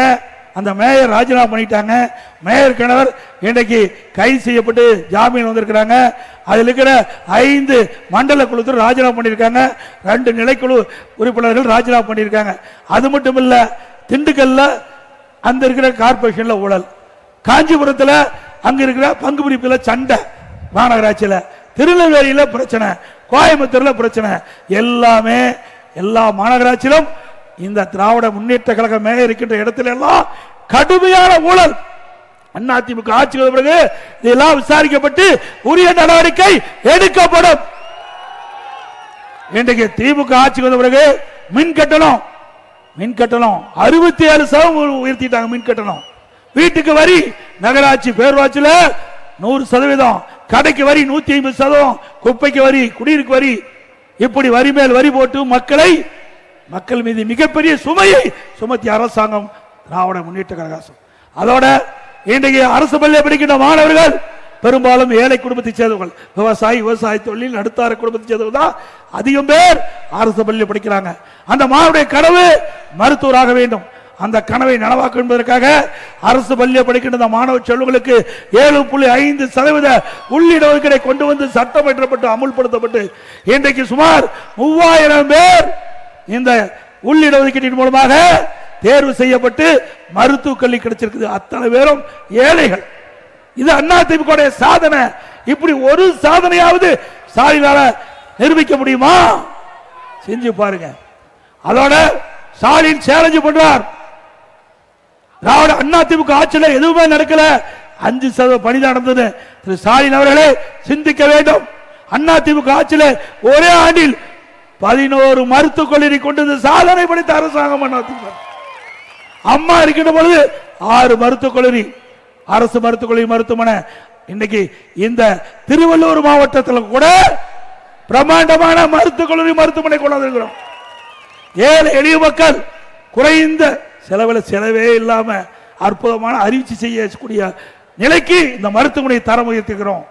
அதே போல 7 சட்டக்கல்லூரி, 68 கலை மற்றும் அறிவியல் கல்லூரி, பாலிடெக்னிக் கல்லூரி, பொறியியல் கல்லூரி, வேளாண்மை கல்லூரி, கால்நடை மருத்துவக் கல்லூரி, ஆராய்ச்சி நிலையம், ஐடி கல்லூரி என்று பல கல்லூரிகளை திறந்து ஏழை எளிய அடித்தட்டில் வாழ்கின்ற சாதாரண குடும்பத்தைச் சேர்ந்தவர்கள் கூட பட்டப்படிப்பு படிக்கக்கூடிய சூழ்நிலையை உருவாக்கி தந்த அரசாங்கம் அதிமுக அரசாங்கம். இப்படி ஏதாவது உங்களால சாதனை பண்ண முடிஞ்சதா? நிறைய இடத்துல பாலங்கள், சாலைகள், அங்கங்கே தடுப்பணை கட்டி நீர்நிலையை உயர்த்தி மக்களுக்கு தேவையான நீரை கொடுத்தது அதிமுக அரசாங்கம். இப்படி பல திட்டங்களை கொண்டு வந்து நிறைவேற்றப்பட்ட அரசு அதிமுக அரசு. கொரோனா காலம், மாணவர் பள்ளிக்கு போக முடியல, மாணவர் கல்லூரிக்கு போக முடியல, மன உளைச்சல் இருந்தாங்க. ஓராண்டு வீணாகி விட்டதே என்று கவலைப்பட்டுக் கொண்டிருந்தார்கள். என்னுடைய கவனத்துக்கு வந்தவுடனே நம்முடைய பள்ளி மாணவர்களுக்கும் கல்லூரி படிக்கின்ற மாணவர்களுக்கும் ஆல் பாஸ் போட்டு கொடுத்தோம். அதிமுக ஆட்சியில் கொரோனா காலம் ஒரு கடுமையான சோதனையான காலம். மக்கள் பாதிக்கூடாது என்பதற்காக 11 மாசம் ரேஷன் கடையில விலையில்லா சக்கரை, அரிசி, பருப்பு கொடுத்த ஒரே அரசாங்கம் அதிமுக அரசாங்கம். அப்படி நாள் ஒன்றுக்கு 7 லட்சம் பேருக்கு உணவு தயாரித்து சுட சுட கொடுத்தோம் ஏழை மக்களுக்கு. அதிமுக சாதனை. குடும்பத்துக்கு 1000 ரூபாய் கொடுத்தோம். அதே காலகட்டத்தில் தைப்பொங்கல் வந்தது. தைப்பொங்கல் என்று எல்லா இல்லங்களிலும் தைப்பொங்கல் பொங்க வேண்டும் என்ற ஒரே காரணத்திற்காக எல்லா குடும்பத்தையும் 2500 ரூபாய் பொங்கல் பரிசா கொடுத்தோம். அப்ப ஸ்டாலின் சொன்னாரு, ஏன் 2500 ரூபாய் கொடுக்குறீங்க, 5000 ரூபாய் கொடுன்னு சொன்னாரு ஸ்டாலின் அவர்கள். திரு ஸ்டாலின் அவர்களே, தைப்பொங்கல் வர இருக்குது. நாங்கள் நீங்கள் சொன்ன மாதிரி இந்த தைப்பொங்கல்ல மகிழ்ச்சியா நம்முடைய மக்கள் கொண்டாடுவதற்கு நீங்கள், ஏன்னா இதோட உங்க ஆட்சி போகுது, இனிமேல் ஆட்சிக்கு வர போறதில்ல, கடைசியிலாவது மக்கள் மகிழ்ச்சியோடு இருப்பதற்கு எல்லா குடும்பத்தையும் பொங்கல் பரிசா 5000 ரூபாய் வழங்க வேண்டும் என்று இந்த நேரத்தில் தெரிவித்து, விலைவாசி விண்ணை முட்டுகின்ற அளவுக்கு உயர்ந்து போச்சு. திமுக ஆட்சியில எப்பொழுதெல்லாம் திமுக ஆட்சி வருதோ அப்பெல்லாம் விலைவாசி உயர்ந்துடும். ஏழை மக்கள் கடுமையா பாதிக்கப்பட்டுருவாங்க. அதிமுக ஆட்சியில 1 கிலோ பொன்னி அரிசி 40 ரூபாய்க்கு வித்தது, இப்போ 70 ரூபாய்க்கு விற்குது பொன்னி அரிசி. இன்றைக்கு என்ன அதிமுக ஆட்சியில விற்றதால கூடுதலா 60 ரூபாய்க்கு விற்குது. பருப்பு 74 கூடுதலா விற்குது. இப்படி விலை விண்ணை முட்டிக்கிட்ட அளவுக்கு உணவுப் பொருள் விலை உயர்ந்திருக்குது. இதை கட்டுப்படுத்த இந்த ஆட்சியாளர் முடியவில்லை என்பதை நீங்கள் உணர வேண்டும். கட்டுமான பொருட்கள் விலை அபரிதம் வளர்ந்திருக்குது. நீங்க பாத்தீங்கன்னா எம் சாண்ட் அதிமுக ஆட்சியில் 3000 ரூபாய்க்கு வித்தது, இப்போ எம் சாண்டுடைய விலை கிட்டத்தட்ட 6000 ரூபாய்க்கு விற்குது. ஜல்லி விலை அதிமுக ஆட்சியில் 2000 ரூபாய், இப்போ ஒரு யூனிட் ஜல்லி 5500 ரூபாய். அதே போல கம்பி, ஒரு டன் கம்பி அதிமுக ஆட்சியில் 40000 ரூபாய், இப்போ திமுக ஆட்சியில் 65000 ரூபாய். ஒரு செங்கல் அதிமுக ஆட்சியில் 7 ரூபாயிலிருந்து 8 ரூபாய் வரைக்கும் வித்தது, இப்போ 12 ரூபாயிலிருந்து 16 ரூபாய்க்கு விற்குது. சிமெண்ட் ஒரு மூட்டை 250 ரூபாய்க்கு வித்தது, இப்போ 350 ரூபாய். மரம் 200% உயர்ந்துடுது. இனி திமுக ஆட்சியில் வீடு கட்டவே முடியாது. நாமெல்லாம் வீடு கட்டணும்னா கனவுல பார்க்கலாம், நிஜத்துல கட்ட முடியாது. அதோட இப்ப எஸ்ஐஆர் படி இந்த வாக்காளர் நீக்கல் சேர்த்தல் 21 ஆண்டு காலமா எஸ்ஐஆர் படி மேற்கொள்ளல, இப்பொழுது மேற்கொண்டிருக்கிறாங்க. இன்னைக்கு ஒவ்வொரு தொகுதியிலும் 20000 30,000 வாக்குகள் நீக்கி இருக்கிறாங்க. நீக்கினா அத வாக்காளர் பட்டியலில் தகுதி இல்லாதவர்கள் எடுக்கப்பட்டிருக்கிறாங்க. இப்போ இந்த 2002க்கு பிறகு வாக்களித்தவர்களுக்கெல்லாம் நோட்டீஸ் வர இருக்குது. 2002ஆம் ஆண்டுக்கு பிறகு வாக்களித்தவர்களெல்லாம் நோட்டீஸ் அனுப்பியிருக்கிறாங்க. இந்த நோட்டீஸ் வந்தவர்கள் உடனடியாக சம்பந்தப்பட்ட பிஎல்ஓ கிட்ட போய் 2 ஆவணம் கேட்டுக்கிறாங்க. 13 ஆவணம் அறிவிச்சிருக்காங்க. அதில் 2 ஆவணத்தில் ஜெராக்ஸ் எடுத்து அந்த பீலோட்டு கொடுத்து தங்களை பதிவு செய்ய வேண்டும் என்று அன்போடு இந்த நேரத்தில் கேட்டுக்கிறோம். நம்முடைய கழக நிர்வாகிகள், தொண்டர்கள், கூட்டணி கட்சி சேர்ந்த நிர்வாகிகள், தொண்டர்கள் இந்த பணியில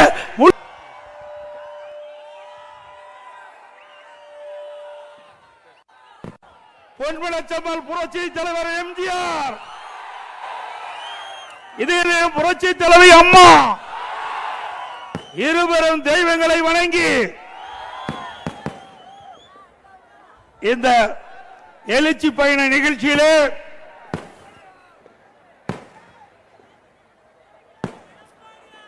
பூண்டி தொகுதியில் இருக்கின்ற வாக்காளு மக்கள் அத்தனை பேர் திரளாக எழுச்சியாக கடல் போல் மக்கள் வெள்ளம் இங்கே குழுமி காட்சியளிக்கிறீர்கள். அடுத்த ஆண்டு நடைபெறுகின்ற சட்டமன்ற பொதுத் தேர்தலில் அண்ணா திமுக வேட்பாளர் வெற்றி பெறுவதற்கு எங்க இருக்கின்ற மக்களுடைய ஆரவாரம் எழுச்சியே சாட்சி.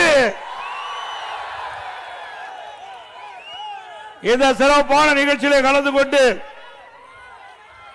தலைமை தாங்கி நடத்திக் கொண்டிருக்கின்ற மாவட்ட கழக செயலாளர் முன்னாள் எம்எல்ஏ ஆர்வச்சாளர் திரு பி பலராமன் அவர்களே, இந்த நிகழ்ச்சியிலே கலந்து கொண்டு சிறப்பாக இந்த நிகழ்ச்சி ஏற்படுவதற்கு உறுதுணையாக இருந்த மாவட்ட அம்மா பேரவை செயலாளர் முன்னாள் எம்எல்ஏ சகோதரி KS விஜயகுமார் அவர்களே, நிகழ்ச்சியிலே கலந்து கொண்டு சிறப்பித்துக் கொண்டிருக்கின்ற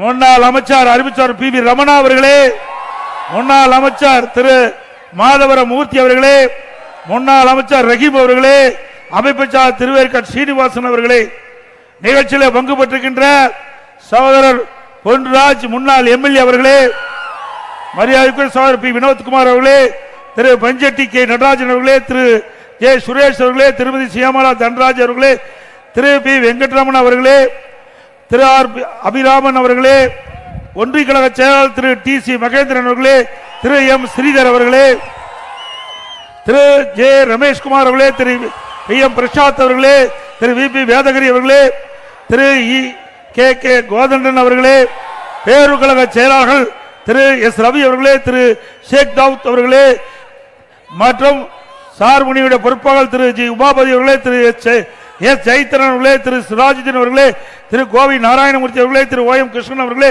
திரு R சேதுபதி அவர்களே, திரு MS மனோஜ் அவர்களே, நம் கூட்டணியில் அங்கம் வைக்கின்ற பாஜக மாவட்ட தலைவர் திரு S சுந்தரம் அவர்களே, பாஜக பொறுப்பாளர் திரு M பாஸ்கரன் அவர்களே, பாஜக பொறுப்பாளர் திரு V மகேஷ்குமார் அவர்களே, தமாக மாவட்ட தலைவர் திரு S சேகர் அவர்களே, செயற்குறிப்பினர் திரு TK மாரிமுத்து அவர்களே, புரட்சி பாரத கட்சியுடைய மாவட்ட செயலாளர் திரு காரத்து வில்சன் அவர்களே, இங்கே திரளாக குழுமிக்கின்ற கழகத்திலே பல்வேறு பொறுப்புகளை வைக்கின்ற நிர்வாகிகளே, கழக உடற்பொறுப்புகளே, கூட்டணி கட்சி சேர்ந்த நிர்வாகிகளே, தொண்டர்களே, வரி எந்த சிறப்பித்திருக்கின்ற விவசாயிகளே, விவசாய தொழிலாளிகளே, பெரியவர்களே, தாய்மார்களே, கழக உடற்பொறுப்புகளே, பத்திரிகையாளர் ஊடகங்களே, அத்தனை பேருக்கும் என்னுடைய முதற்க நன்றி கலந்த வணக்கம். இன்றைய தினம் அனைத்து இந்திய அண்ணா திராவிட முன்னேற்ற கழகத்தை பற்றி சில பேர் விமர்சனம் செய்து கொண்டிருக்கிறாங்க. பொன்மனச்செம்மல் புரட்சி தலைவர் எம்ஜிஆர் என்ற மாமனிதரால் தோற்றுவிக்கப்பட்ட கட்சி அதிமுக கட்சி. அம்மா என்ற தெய்வத்தால் கட்டி காக்கப்பட்ட கட்சி அதிமுக கட்சி. அடுத்த ஆண்டு நடைபெறுகின்ற சட்டமன்ற பொதுத் தேர்தலில் இங்கு இருக்கின்ற மக்களோடு, தமிழகத்தில் இருக்கின்ற மக்கள் ஆதரவோடு அனைத்து இந்திய அண்ணா திராவிட முன்னேற்ற கழக தலைமையில் அமைக்கப்பட்ட கூட்டணி அதிக இடங்களிலே வென்று அதிமுக தனி பெரும்பான்மையோடு ஆட்சி அமைக்கும். அது எந்த கொம்பனாலும் தடுக்க முடியாது. நம்முடைய கூட்டணி வெற்றி கூட்டணி, மக்களுக்காக பாடுபடுகின்ற கூட்டணி. நம்முடைய இருவரும் தலைவர்கள் நமக்காக வாழ்ந்தார்கள். நம்முடைய வரலாறை பாருங்க. எத்தனையோ கட்சி தமிழகத்தில் இருக்குது, இந்தியாவில் இருக்குது, சில புதிய கட்சிகள் தோன்றி இருக்கின்றன. ஆனால் நம்முடைய தலைவர்கள் பொன்மனச்செம்மல் புரட்சி தலைவர் எம்ஜிஆர், இதே புரட்சி தலைவி அம்மா, இந்த மக்களுக்காக வாழ்ந்த மறைந்த தலைவர். இருவரும் தலைவர்கள் இறைவனால் தமிழ்நாட்டு மக்களுக்கு கொடுக்கப்பட்ட கொடை. தனக்காக வாழாமல் மக்களுக்காக வாழ்ந்து மறைந்த தலைவர்கள் நம்முடைய தலைவர்கள். நம்முடைய தலைவர்களுக்கு வாரிசு கிடையாது, நாம் தான் வாரிசுகள். தமிழ்நாட்டு மக்கள் தான் வாரிசுகள். நமக்காகத்தான் அவள் இரவு பகல் வராமல் உழைத்து நமக்கு தேவையான திட்டங்களை கொண்டு வந்து இந்தியாவிலேயே எந்த மாநிலத்துக்கும் இல்லாத அளவிற்கு சிறப்பான திட்டங்களை கொண்டு வந்து அதன் மூலமாக தமிழகம் இந்தியாவிலேயே வளர்ந்த மாநிலம் என்ற பெருமையை உருவாக்கிய தலைவர்கள் நம்முடைய தலைவர்கள். நீங்க மற்ற தலைவர்கள் பாருங்க, அவருடைய குடும்பத்தை பத்தி தான் சிந்திப்பாங்க. ஆனா நம்முடைய தலைவர்கள் மக்களை பத்தி சிந்தித்தார்கள். அப்படிப்பட்ட தலைவர்கள் உருவாக்கிய கட்சி அதிமுக கட்சி. என்ன எண்ணி பாருங்க, தமிழகத்தில் ஒரு கட்சி இருக்குது, குடும்ப கட்சி. அந்த குடும்பத்துக்கு மட்டும்தான் அந்த கட்சி தமிழகத்தில் இருந்து கொண்டிருக்கிறது. ஆட்சி அதிகாரம் எதுவா இருந்தாலும் குடும்பத்தை சேர்ந்தவர்கள் தான் வருவாங்க, மற்ற யாரும் வர முடியாது. திரு கருணாநிதி அவர்கள் இருந்தார் முதலமைச்சராக, அவர்தான் திமுக கட்சிக்கு தலைவர். அதுக்கு பிறகு மறைவுக்கு பிறகு திரு ஸ்டாலின் அவர்தான் திமுக கட்சிக்கு தலைவர். அவர்தான் அந்த கட்சியினுடைய வெற்றி பெற்ற முதலமைச்சராக இருப்பார். இப்பொழுது திரு கருணாநிதி குடும்பத்தில் இருக்கின்ற திரு ஸ்டாலினுடைய மகள் இன்றைய தினம் திரு உதயநிதி ஸ்டாலின் அவர்கள் துணை முதலமைச்சராக இருக்கிறார். ஆக குடும்பத்தை சேர்ந்தவர்கள் தான் அந்த கட்சிக்கும் பொறுப்புக்கு வர முடியும், ஆட்சி அதிகாரத்துக்கும் பொறுப்புக்கு வர முடியும். வேற எவரும் வர முடியாது. ஆனா அனைத்து இந்திய அண்ணா திராவிட முன்னேற்ற கழகம் ஜனநாயகம் உள்ள ஒரு இயக்கம், ஜனநாயக இயக்கம். இப்படி ஜனநாயகம் உள்ள ஒரு இயக்கத்தில் தான் சாதாரண அடிமட்ட தொண்டன் கூட எம்எல்ஏ முடியும், எம்பி முடியும், அமைச்சரா முடியும், முதலமைச்சரே முடியும். சாதாரண கிளை செயலாளர் தான் இந்த கட்சிக்கு பொதுச் செயலாளராக முடியும்.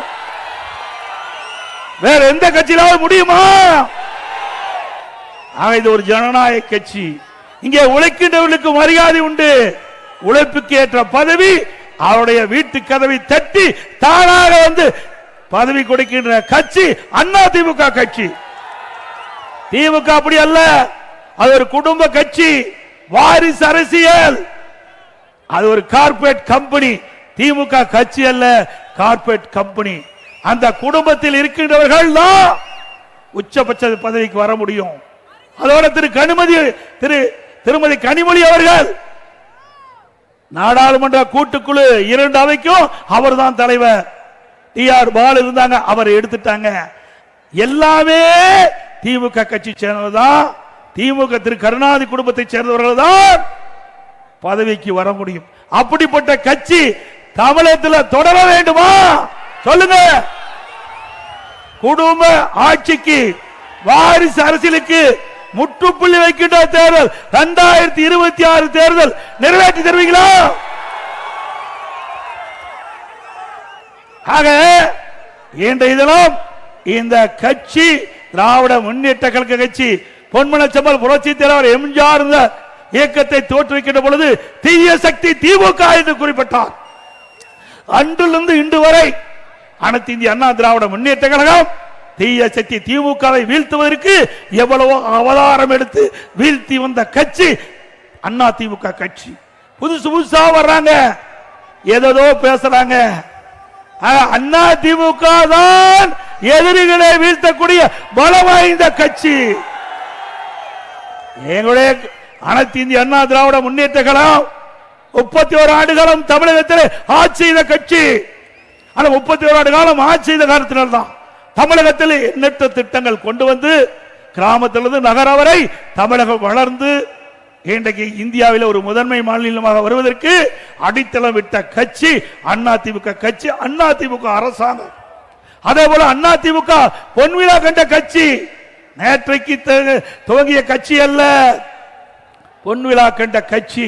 அப்படி அனைத்து இந்திய அண்ணா திராவிட முன்னேற்ற கழகம் இந்த நாட்டு மக்களுக்காக நன்மை செய்வதற்காக தோற்றுவிக்கப்பட்ட கட்சி.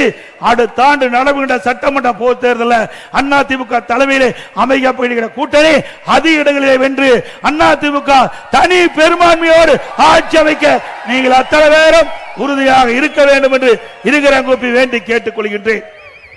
இன்றைக்கு ஸ்டாலின் பேசுகிறார்.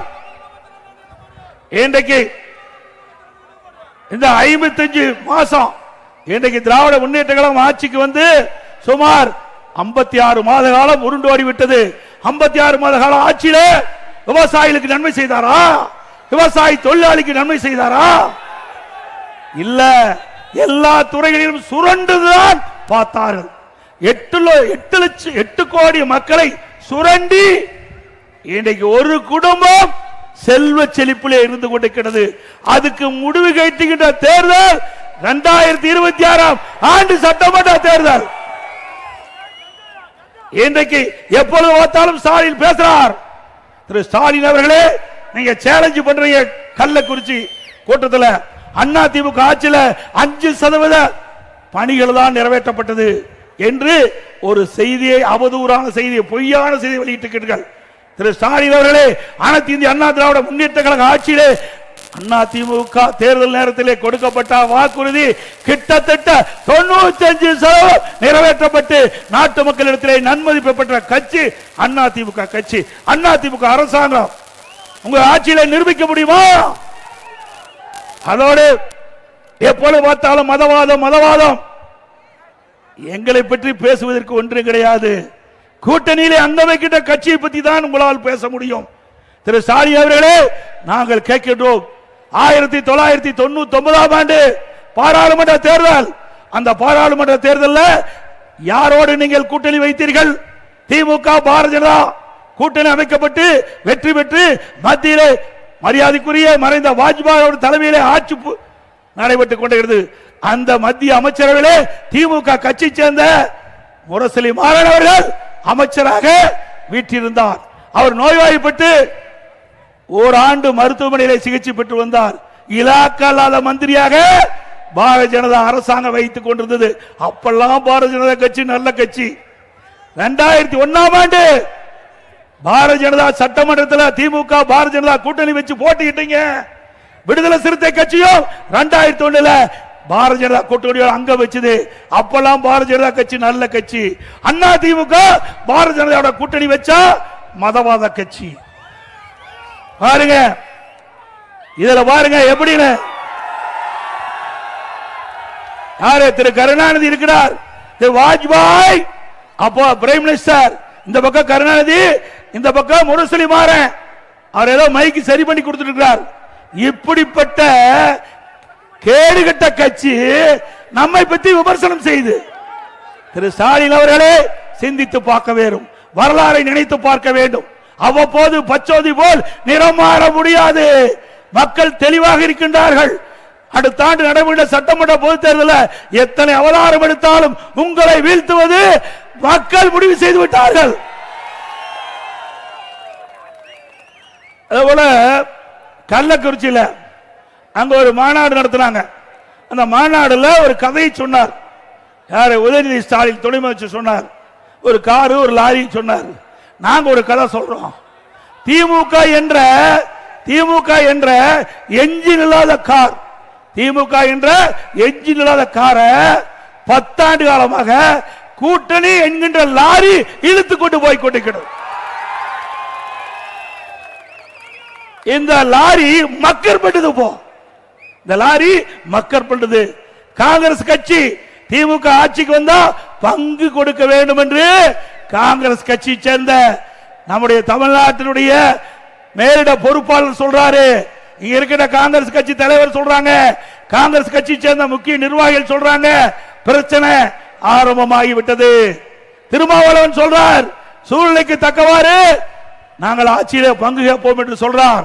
திரு கம்யூனிஸ்ட் கட்சி சேர்ந்த திரு சண்முகம் அவர்கள் சொல்லுகிறார் ஒரு பேட்டியில, திமுக கொடுக்கப்பட்ட வாக்குறுதி நிறைவேற்றல, அரசு ஊழியர் கொடுக்கப்பட்ட வாக்குறுதி நிறைவேற்றல, செவிலியர் கொடுக்கப்பட்ட வாக்குறுதி நிறைவேற்றல, விவசாயிகள் கொடுக்கப்பட்ட வாக்குறுதி நிறைவேற்றல, போக்குவரத்து தொழிலாளர் கொடுக்கப்பட்ட வாக்குறுதி நிறைவேற்றல, இடைநிலை ஆசிரியர் கொடுக்கப்பட்ட வாக்குறுதி நிறைவேற்றல, தூய்மை பணியாளர் கொடுக்கப்பட்ட வாக்குறுதி நிறைவேற்றல அப்படின்னு அவர் இந்த பேட்டியில சொல்லி, இன்றைக்கு இருக்கிற அமைச்சர்கள் 95% வாக்குறுதி நிறைவேற்றப்பட்டதாகவும் சில பேர் 99% நிறைவேற்றப்பட்டதாகவும் சொல்லிக் கொண்டிருக்கிறார் என்று நாம் சொல்லல.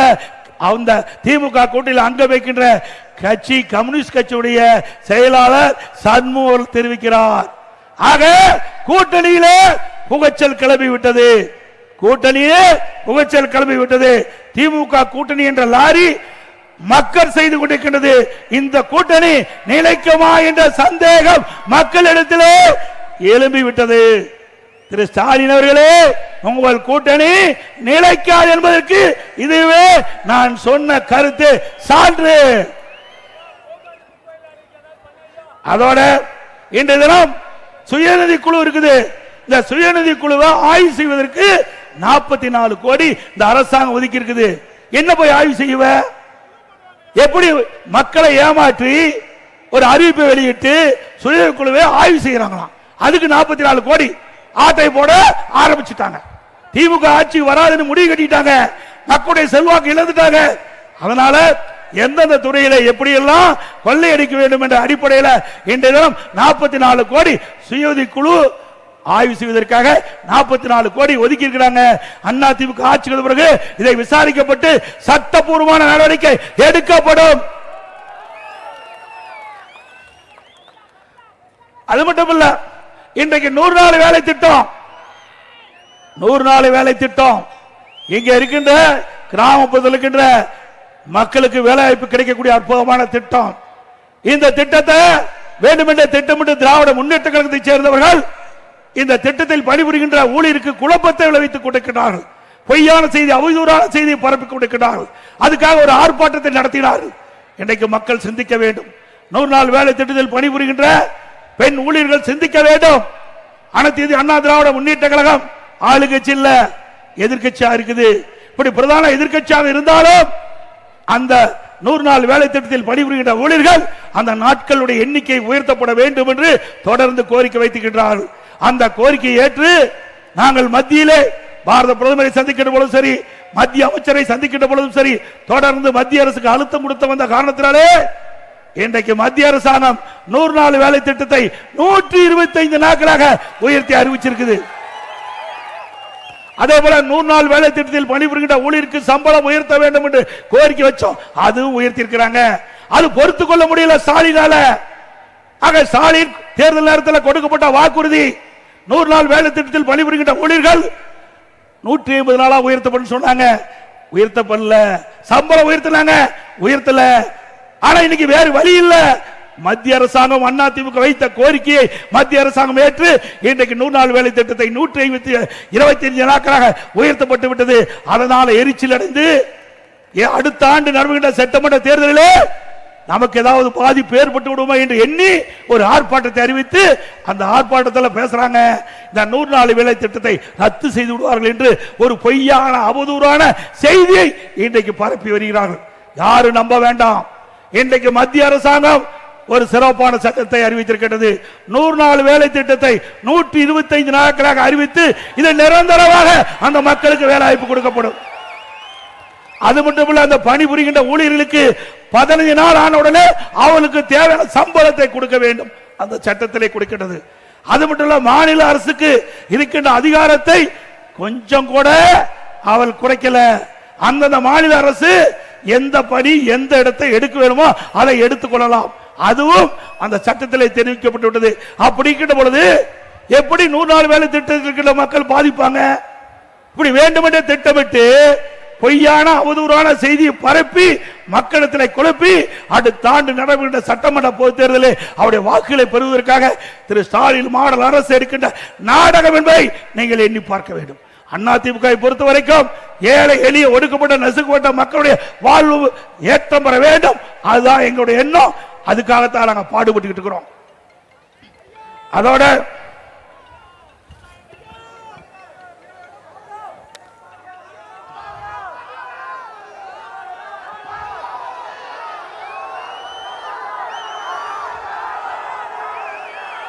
இன்றைய தினம் பல போராட்டங்கள் தமிழகம் போராட்ட களமாக மாறிவிட்டது. ஸ்டாலின் அவர்களே, உங்களுடைய ஆட்சிக்கு சாவு மணி அடிக்க காலம் நெருங்கிவிட்டது.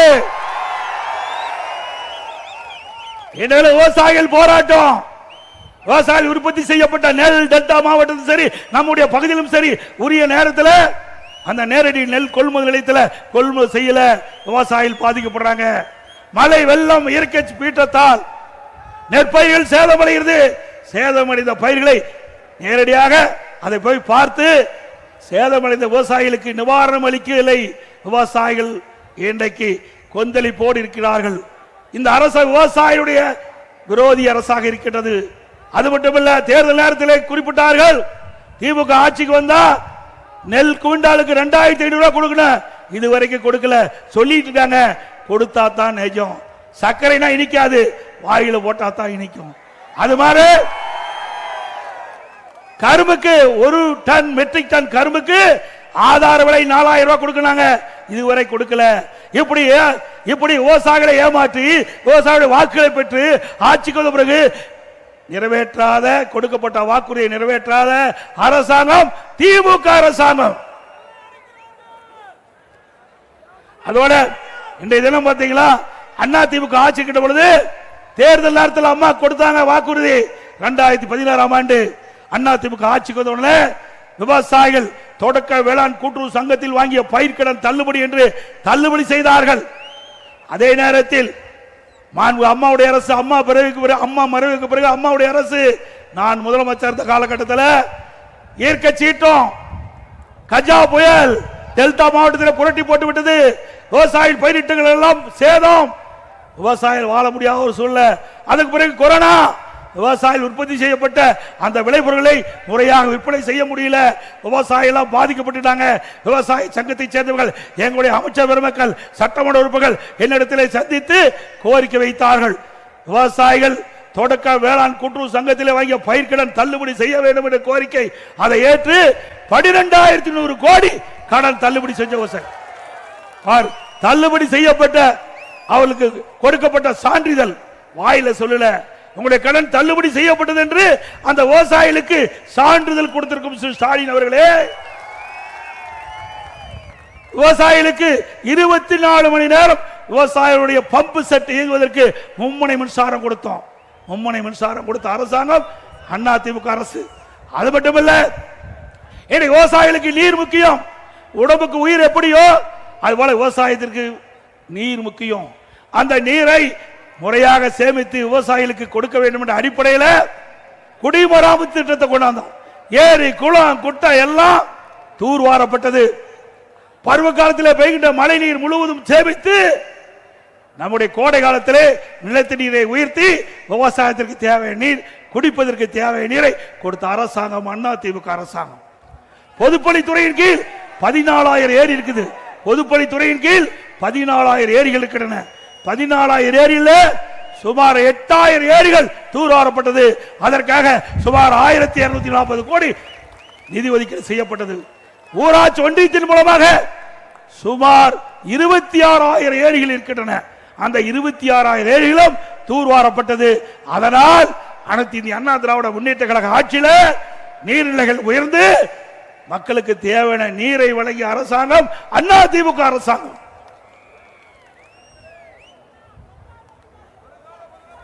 அதோட இன்றைக்கு சுகாதாரத்துறை மந்திரி, மக்கள் நல்வாழ்வுத்துறை மந்திரி ஒரு செய்தி வெளியிட்டிருக்கார். தமிழ்நாட்டில் கஞ்சா எதுவுமே இல்லையா, தமிழ்நாட்டில் கஞ்சா எதுவுமே இல்லையா, பச்சை பொய், முழு பூசணிக்காய சோற்றுல மறைக்கிறார். மக்கள் நல்வாழ்வுத்துறை அமைச்சர் அவர்களே, உங்களுக்கு தெரிஞ்சு பேசுறீங்களோ தெரியாத பேசுறீங்களோ எங்களுக்கு தெரியல. மக்களுக்கு ஒன்னும் தெரியாது நினைக்கிறீங்க. இங்க இருக்கின்ற இளைஞர்கள் அத்தனை பேருக்கு தெரியும். இன்னைக்கு விஞ்ஞான உலகம், நான் பேச பேச லைவ்ல போயிட்டு இருக்குது. நம்முடைய நண்பர் அதை செல்போன்ல பிடித்து அவருடைய நண்பருக்கு பகிர்கிறார். இப்படிப்பட்ட விஞ்ஞான உலகத்தில் உங்களுடைய பொய் எடுபடாது. சுப்பிரமணியம் அவர்களே, உங்களுடைய பொய் எடுபடாது. நேற்றைய தினம் ஒரு நிகழ்ச்சி, சென்னையிலிருந்து திருத்தணிக்கு ரயில் மூலம் வடமாநில தொழிலாளர் செல்றார். அவரை 4 போதை ஆசாமிகள், 4 போதை சிறுவர்கள் அவரை கடுமையாக பட்டா கத்தியால் வெட்டுகின்ற காட்சி வலைதளத்தில் பார்த்தோம். நேற்றைக்கு நடந்த செய்தி, இன்றைக்கு இப்படி ஒரு செய்தியை வெளியிட்டிருக்கிறார் மா சுப்பிரமணியம் அவர்கள். மக்கள் வல்வாழ்வுத்துறை அமைச்சருக்கு அவருடைய கவனத்திற்கு கொண்டு வரேன். இதே செய்தியே உங்களுடைய முதலமைச்சர் ஸ்டாலின் அவர்கள் காவல்துறை மானிய கோரிக்கையில 2022ஆம் ஆண்டு நான் என்று கருதுகிறேன் உங்களுடைய கொள்கை விளக்க குறிப்பில் பக்க 20ல முதல் பேரால சொல்றீங்க. தமிழகத்தில் பள்ளிக்கு அருகில கல்லூரிக்கு அருகில சுமார் 2348 கஞ்சா விற்பவர்களை கண்டுபிடிக்கப்பட்டது. கைது செஞ்சவங்க 148 பேர். மற்றவங்க எங்க? எல்லாம் திமுக காரன். இப்படி எங்க போய் கஞ்சா விற்பனை தடுக்க முடியும்? நான் கேள்வி கேட்டேன். இந்த கொள்கை விளக்க குறிப்பு முதலமைச்சர் தானே தாக்கல் பண்ணீங்க? ஆமானாரு. இப்ப இதில் இருக்கிறதெல்லாம் உங்களுடைய செய்தி தானே? அது ஆமானாரு. நான் கேட்ட கேள்வி நான் கேட்கிறேன், இந்த கேள்விக்கு பதில் சொல்லணும். நான் ஏற்கனவே சொன்ன மாதிரி கேள்வி கேட்டேன், பதிலே இல்லை. அதுக்கு பிறகு ஒரு டிஜிபி வந்தார், திரு சைலேந்திர பாபு டிஜிபி வந்தார். அவர் ஒரு அறிக்கை விட்டார், இந்த கஞ்சாவை ஒழிப்பதற்கு 2.0 3.0 4.0 போட்டா ரிட்டர் ஆகி போயிட்டார். உண்மைதானே? ஆக இப்படி கஞ்சாவை ஒழிக்கிறேன் கஞ்சாவை ஒழிக்கிறேன் என்று தினந்தோறும் பல கிலோ உள்ள கஞ்சாவை இன்றைக்கு காவல்துறை கண்டுபிடித்துக் கொண்டிருக்கிறது. அதை தடுக்க திறமையற்ற இன்றைக்கு தெம்பில்லாத ஒரு முதலமைச்சர் இன்றைய முதலமைச்சர் ஸ்டாலின். உங்களால கட்டுப்படுத்த முடியுதா? இந்த கஞ்சா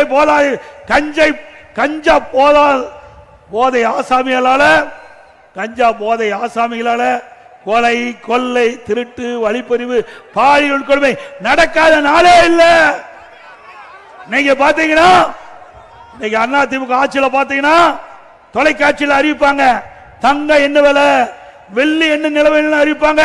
இப்ப கொலை நிலவரம் என்ன அதுதான் டிவியில வருது. இப்படிப்பட்ட வெக்கங்கெட்ட ஆட்சி திமுக ஆட்சி. இதுல ஏதோ பெருமையா பேசுறார் முதலமைச்சர். தமிழ்நாட்டில் இந்தியாவிலே முதன்மையா வழங்கி இருக்குது. எதுல? கடன் வாங்குவதிலே முதலிடம். கடன் வாங்குவதிலே நாம சொல்லல. இந்த தமிழ்நாட்டுக்கு காங்கிரஸ் கட்சிக்கு மேலிட பொறுப்பாளரை நியமிக்கிறாங்க. அது மட்டும் இல்ல, இன்னொரு சொல்றார், காங்கிரஸ் கட்சி சேர்ந்த உயர்ந்த பதவிகளுக்கு சொல்றார், தமிழகத்திலே கடன் நிலை உயர்ந்து விட்டது சொல்றார். உண்மை சொல்றார். ஆனா திமுக எரிச்சல் படுறாங்க அவர் மீது. ஆக திரு ஸ்டாலின் அவர்களே, நீங்கள் ஆட்சிக்கு வந்த பிறகு தமிழ்நாட்டு மக்களை கடனாளி ஆக்கிவிட்டீர்கள். சுமார் 73 வருஷம் தமிழ்நாட்டில் பல ஆட்சியாளர் ஆட்சி செஞ்சிருக்கிறாங்க. முதல்ல காங்கிரஸ், திமுக, அண்ணா திமுக, திமுக, அண்ணா திமுக, அண்ணா திமுக, திமுக மாறி மாறி 73 ஆண்டு காலம் 2021 வரை ஆட்சி செய்தல கிட்டத்தட்ட 5,18,000 கோடி தமிழ்நாட்டுடைய கடன். இன்றைய தினம் 5 ஆண்டுல திமுக ஆட்சி நிறைவேற்ற பொழுது 5,5 லட்சம் கோடி கடன் ஆக போகுது. 5 ஆண்டுல 5 லட்சம் கோடி. எல்லாம் கடன்காரன் ஆகிட்டாங்க. ஏதோ நீங்க வர்றீங்க, நான் பேசுறேன், வேடிக்கை பார்க்காதீங்க. கடனை நீங்க தான் கட்ட வேணும். தமிழ்நாட்டு மக்கள் தான் கடனை கட்ட வேணும். எப்படி கடனை கட்ட வேணும்? வரி போட்டு கடனை கட்டுவோம். வரி போடுவாங்க. அந்த வரி நம்ம தலைமையில் தான் வந்து விழுவோம். நம்ம தலையில் தான் வந்து விழுவோம்.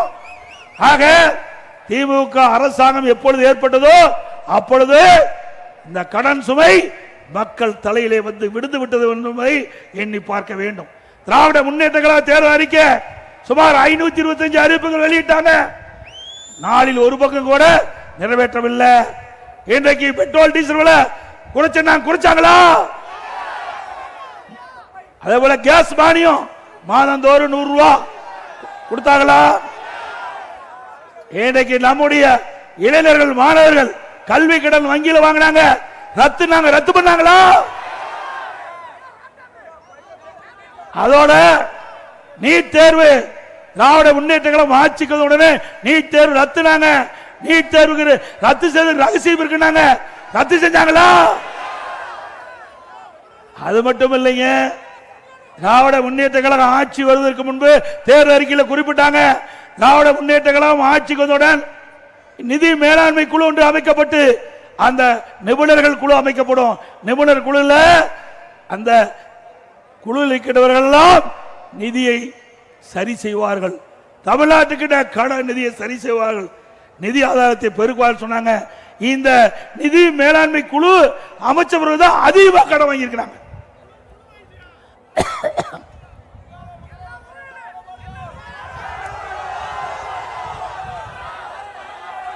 அதே போல இன்னைக்கு சட்ட ஒழுங்கு சந்தி சிரிக்குது.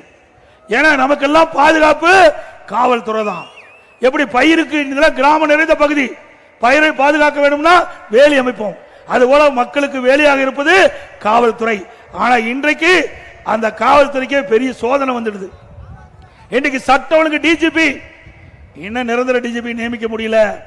இன்னைக்கு ஒரு சட்ட ஒழுங்கு டிஜிபி ஓய்வு பெறுவதற்கு 3 மாதத்துக்கு முன்பாகவே தகுதியான டிஜிபி பட்டியல மத்திய யூபிஎஸ்சிக்கு அனுப்ப வேணும்.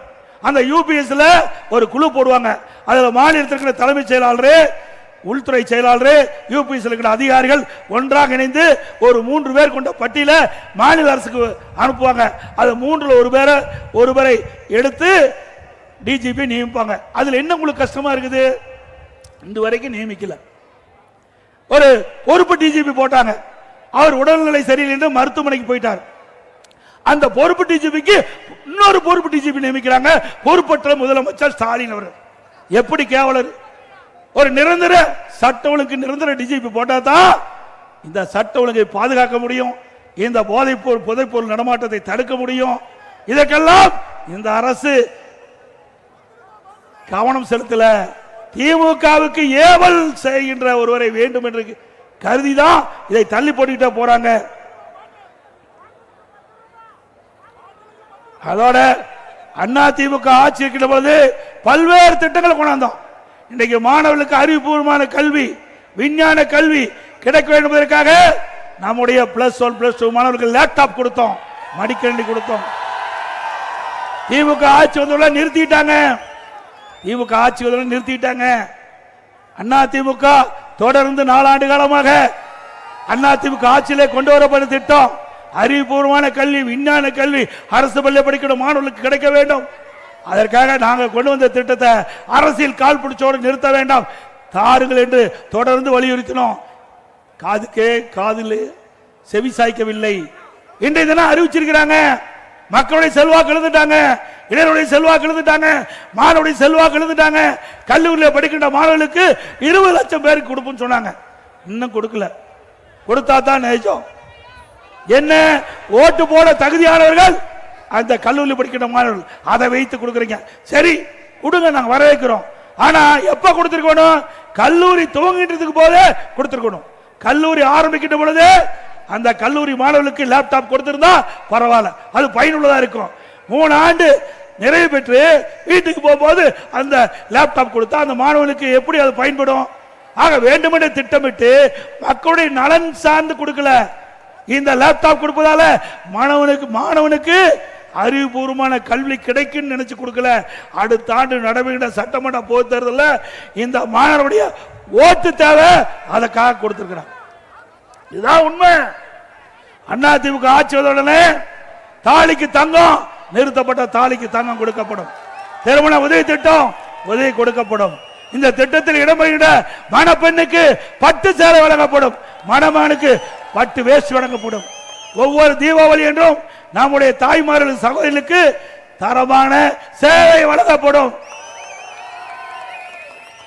அதிமுக ஆட்சியில 3 லட்சம் நம்முடைய சகோதரிகளுக்கு, பெண்களுக்கு 3 லட்சம் பெண்களுக்கு, வேலைக்கு செல்கின்ற பெண்களுக்கு உரித்த நேரத்தில் வேலைக்கு போகணும், பணி முடிஞ்சு வீடு திரும்பணும்.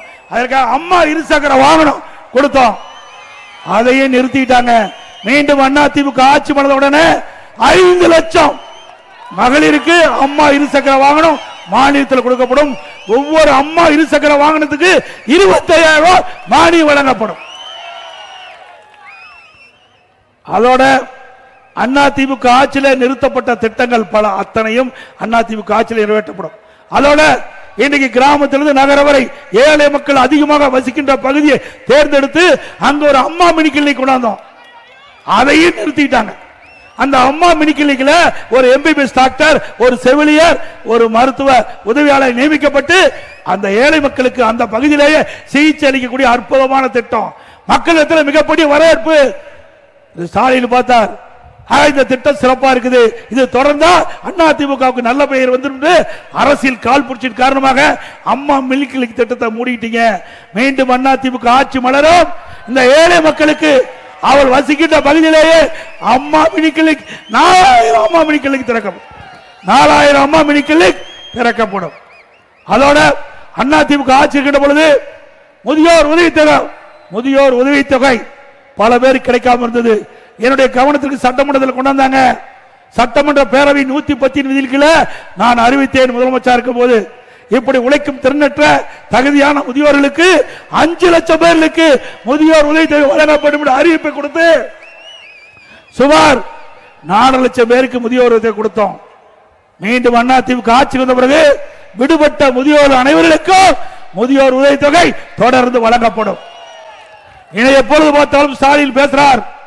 திமுக ஆட்சியில் தான் இன்னைக்கு நம்முடைய குடும்ப தலைவிக்கு மாதந்தோறும் 1000 ரூபாய் உரிமை தொகை கொடுப்பதாக சொல்லிட்டு இருக்கார். அவர் கொடுக்கல, கொடுக்க வச்ச அதிமுக தாங்க அடுக்கு கொடுக்க வச்சது.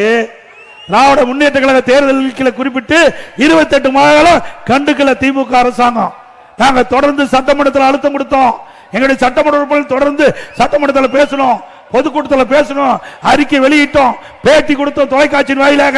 வேற வழி இல்லாம திராவிட முன்னேற்ற கழக தலைவர் இன்றைய முதலமைச்சர் ஸ்டாலின் அவர்கள் அந்த பெண்களுக்கு நம்முடைய மகளிருக்கு குடும்ப தலைவிக்கு 1000 ரூபாய் மாதந்தோறும் கொடுத்தாங்க.